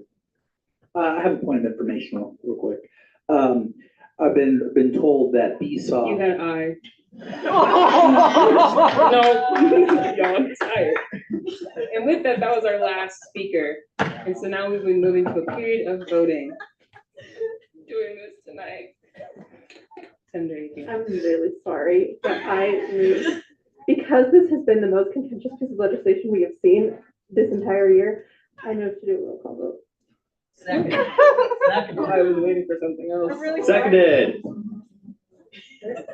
All those in favor, all those in favor, please say aye. Aye. All opposed, say nay. Any abstentions? We're gonna do this by roll call. What fun time this is. We're eating. Hi, y'all. I'm gonna just sit here and take my legs. Before we do this, I also move to use the roll call vote as attendance for what they're doing. Second, yeah, second. Okay, cool. Is there any dissent? If you're gonna say it, you gotta say it. I mostly just I'm just dissenting because I want to add the amended motion of all those who were late for. I'm gonna make this clarification. Every time someone walks into this room and sits down, me and Claudia take them for attendance. So you are automatically on if you are sitting in this room. I did not know that. Anyway, then I rescind my dissent. Any dissent? Great. We'll use this as ending roll call. Clarification. I have a point of clarification. Is this typical voting, like yes, no, and abstention still the same for this? Yes, it's the same thing.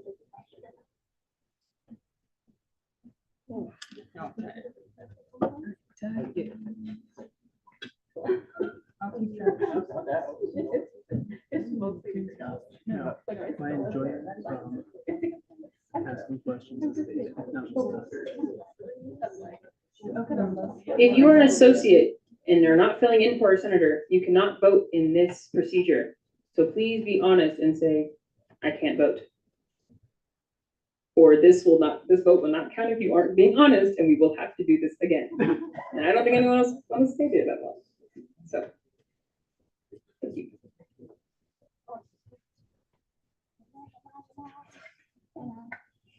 Alrighty. So what's the voting threshold? Majority. That's what I thought. Alrighty. Chair Kelly. Abstain. Senator Cole Johnson. Nay. Oh, sorry. Sorry. Nay. Point of personal privilege, please be speaking to the microphone when casting votes. Nay.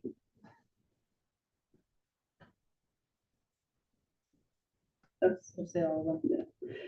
Senator Winston. Senator Tabib. Senator Ati. Yes. Chair Oslan.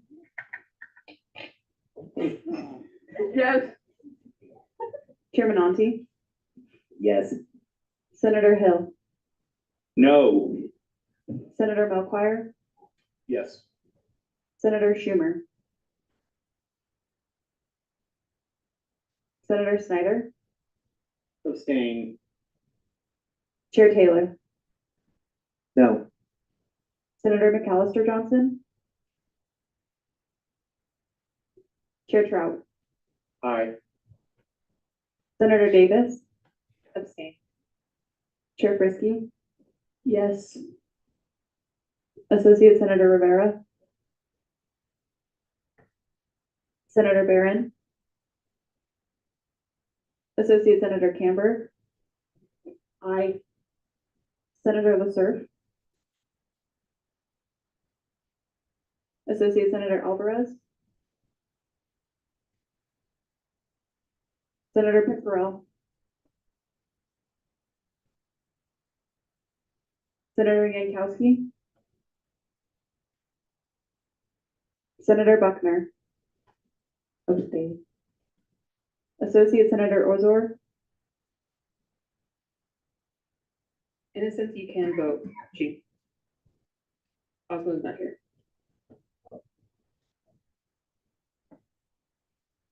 Nay. Associate Senator Leggett. I can't vote. Associate Senator Miller. No. Associate Senator Myers. I can't vote. Associate Senator Berg. Senator Huizenga. Senator Vaughn. Associate Senator Turner. Associate Senator Morgan. Senator Salazar. Senator Belka, No. Senator Rivera, Associate Senator Bashara, and Senator Romkey.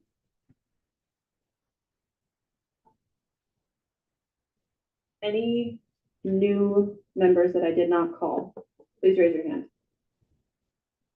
Are you allowed to vote? I think I am. I was told I was a senator, but I'm not sure. What college are you? Business. Are there for this? Is there any? There's no business here. Great. So, Nay. can you spell your name out loud, first and last? Micah, Micah, last ZIA-AHMADI,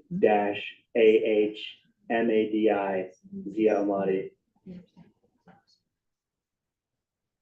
Oh no! That's actually the worst thing in my life. So it's a tie. It's a vote of 7 to 7 to 4. I'll have them fact check. Hey, Madam Speaker. No! I know. I'll have them double check it, but my counts, I have a 7 to 7 to 4, or to 5 votes. That means you get to choose. I know I do.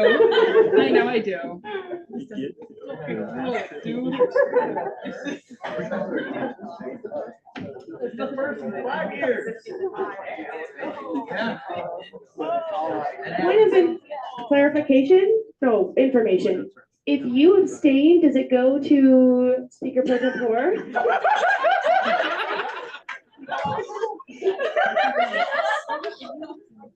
I would assume as we abstain, it goes down the line of ascension and it would stop at. Well, no, you don't have voting rights.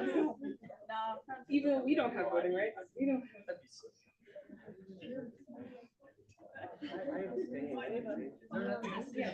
What? I know, I don't like that. You're going with me. Mia can vote. No. I will call for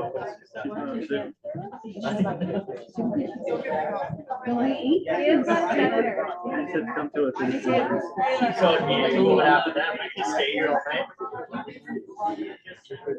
Okay, we need order back here and here. Everyone, please be quiet. Motion for 5-minute recess, I was told. Is there any dissent? I dissent. All those in favor, please say aye. Aye. All opposed, say nay. Nay. Any abstentions? Nay. I'm gonna say the ayes have it. Take a 5-minute recess. We'll come back at 10:05. Oh, no! You have to come up with a decision yourself. No discussion and debate. Yes. So, we're already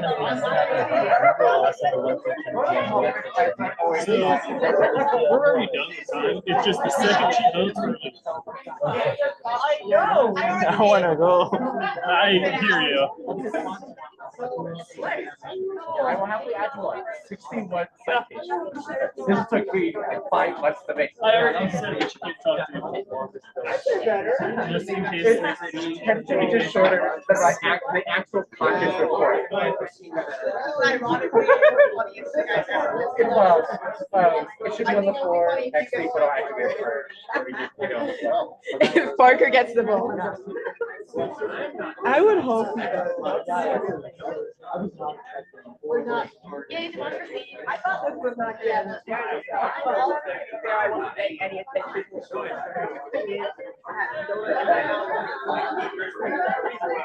I put it in my mouth and then they follow me. I'm like, oh my God. Guys, I will always look for shit to do along with. There's worse things you can have. I almost choked on actually.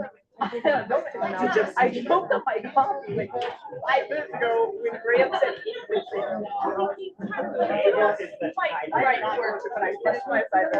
Nice. Okay, but anything else? I'm leaving the second this is done. I have a 2 p.m. study with midnight. I was thinking I'll be out by like. I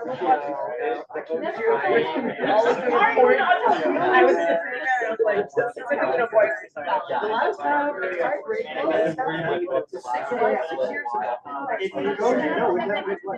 Yeah, we are.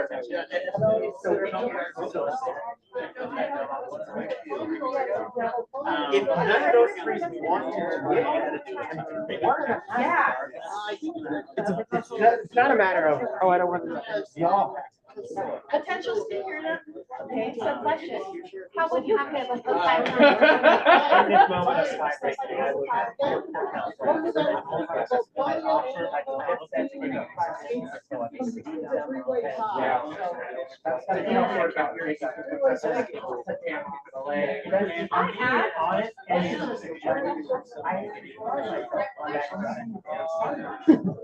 I really like that. This is such a. I love that. I feel so good right now. You are all just taking on my last word. Okay, and girls, don't get overexcited. It's for the rare occurrence. Enjoy. I know. I'm gonna eat this up.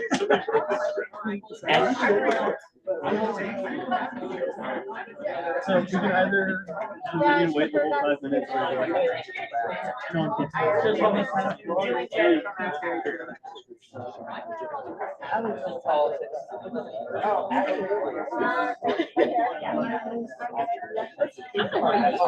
No, I'm just, I've been anxious the whole time.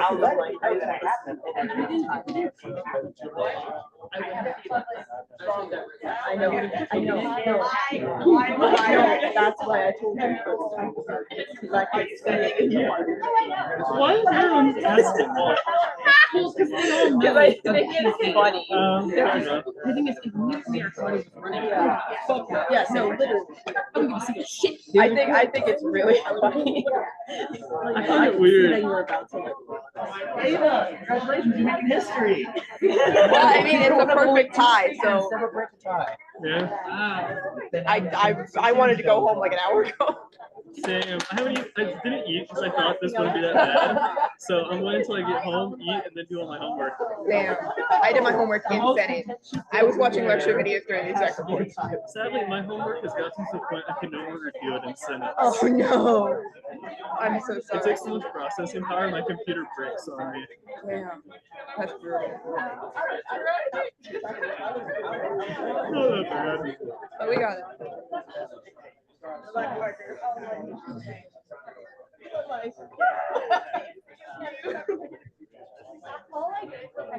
ASCSU offers sort of battery recycling location.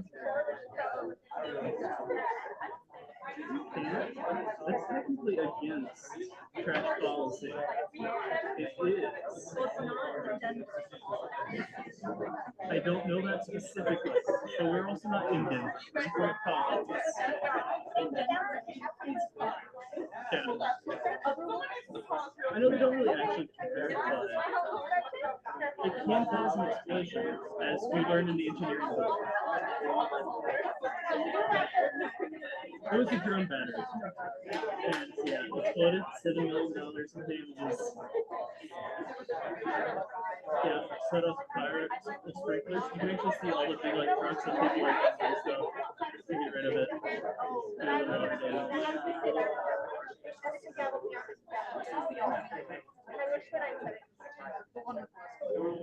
And it was in their lab where they do all like the laser cutting and all that stuff. Sorry, I'm wondering if my ego just got to me. See, you're not allowed to abstain, you know that, right? Yes. Oh!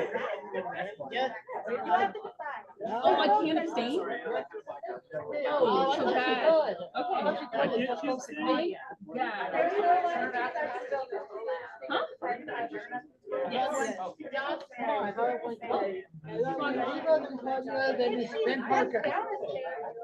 She suddenly decides she's not sharing, that counts, then it would go to. If I suddenly decide I'm not. But I don't. After you vote, yeah, if she sat down and you were sharing, then you would decide. Because she's sharing, there's no.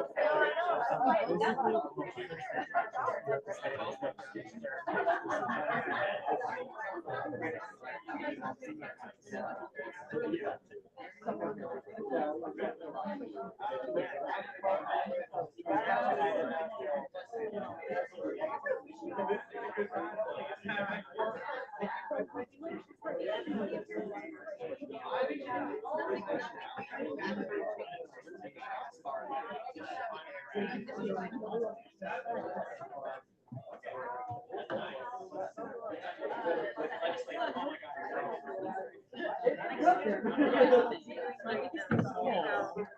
you.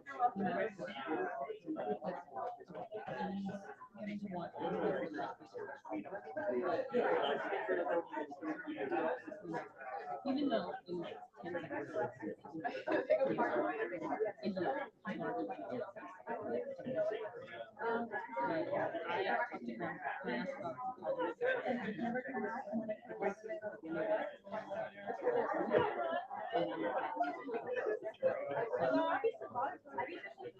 yes, no matter what I do, it's gonna go if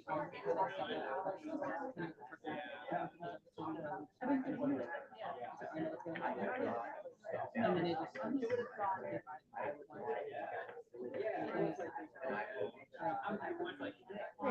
Quick question. Hi, I'm the news editor. Is there any way for us to get a copy of the green book so that we can document? And then also, in terms of like, Because they're not.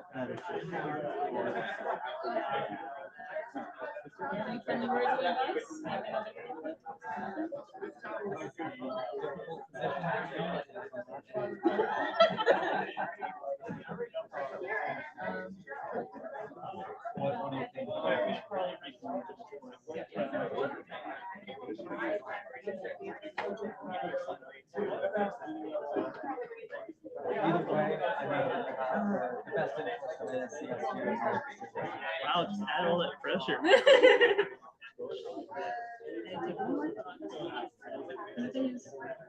I was gonna vote the same. Okay. The issue is thinking about it now, it could lead to a challenge for your guys' campaign to do the campaign effectiveness. So making it a campaign thing might not be good for you, especially if it gets challenged later.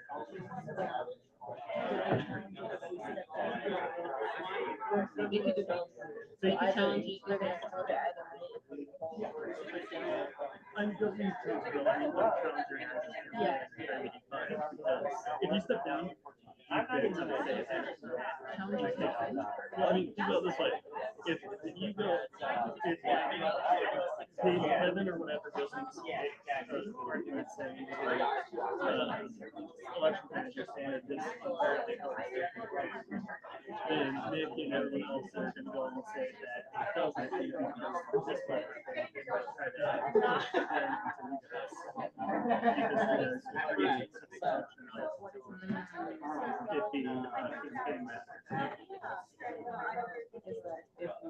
Madam Speaker, point of order.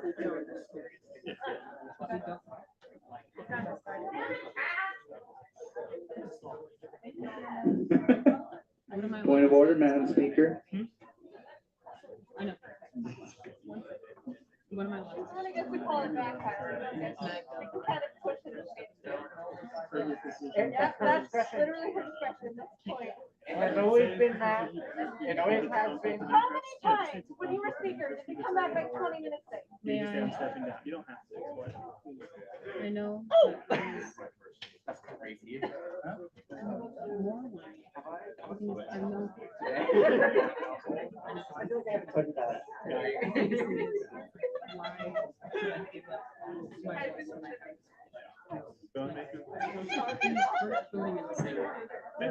Yeah.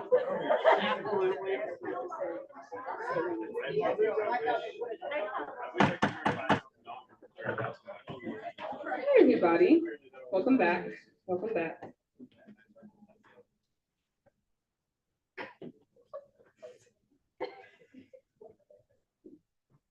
I've thought and I've talked, even though technically I'm not supposed to. And no matter what I do in this position, it's gonna affect, everything else. There's been talks that I can, relinquish my chairship, and it goes down and it goes down. But speaking with others, it's if I know how I want to vote in this matter, and I know how the other is going to vote in this matter, and if I feel that it might align, then if anything, I'm still speaking for all constituents because they're going to vote how I know that they're going to vote. And the vote I know that they're going to give is a yes. So this resolution receives a yes from me, in which this resolution has an 8 to 7 to 5 vote, and it does pass. And that is it.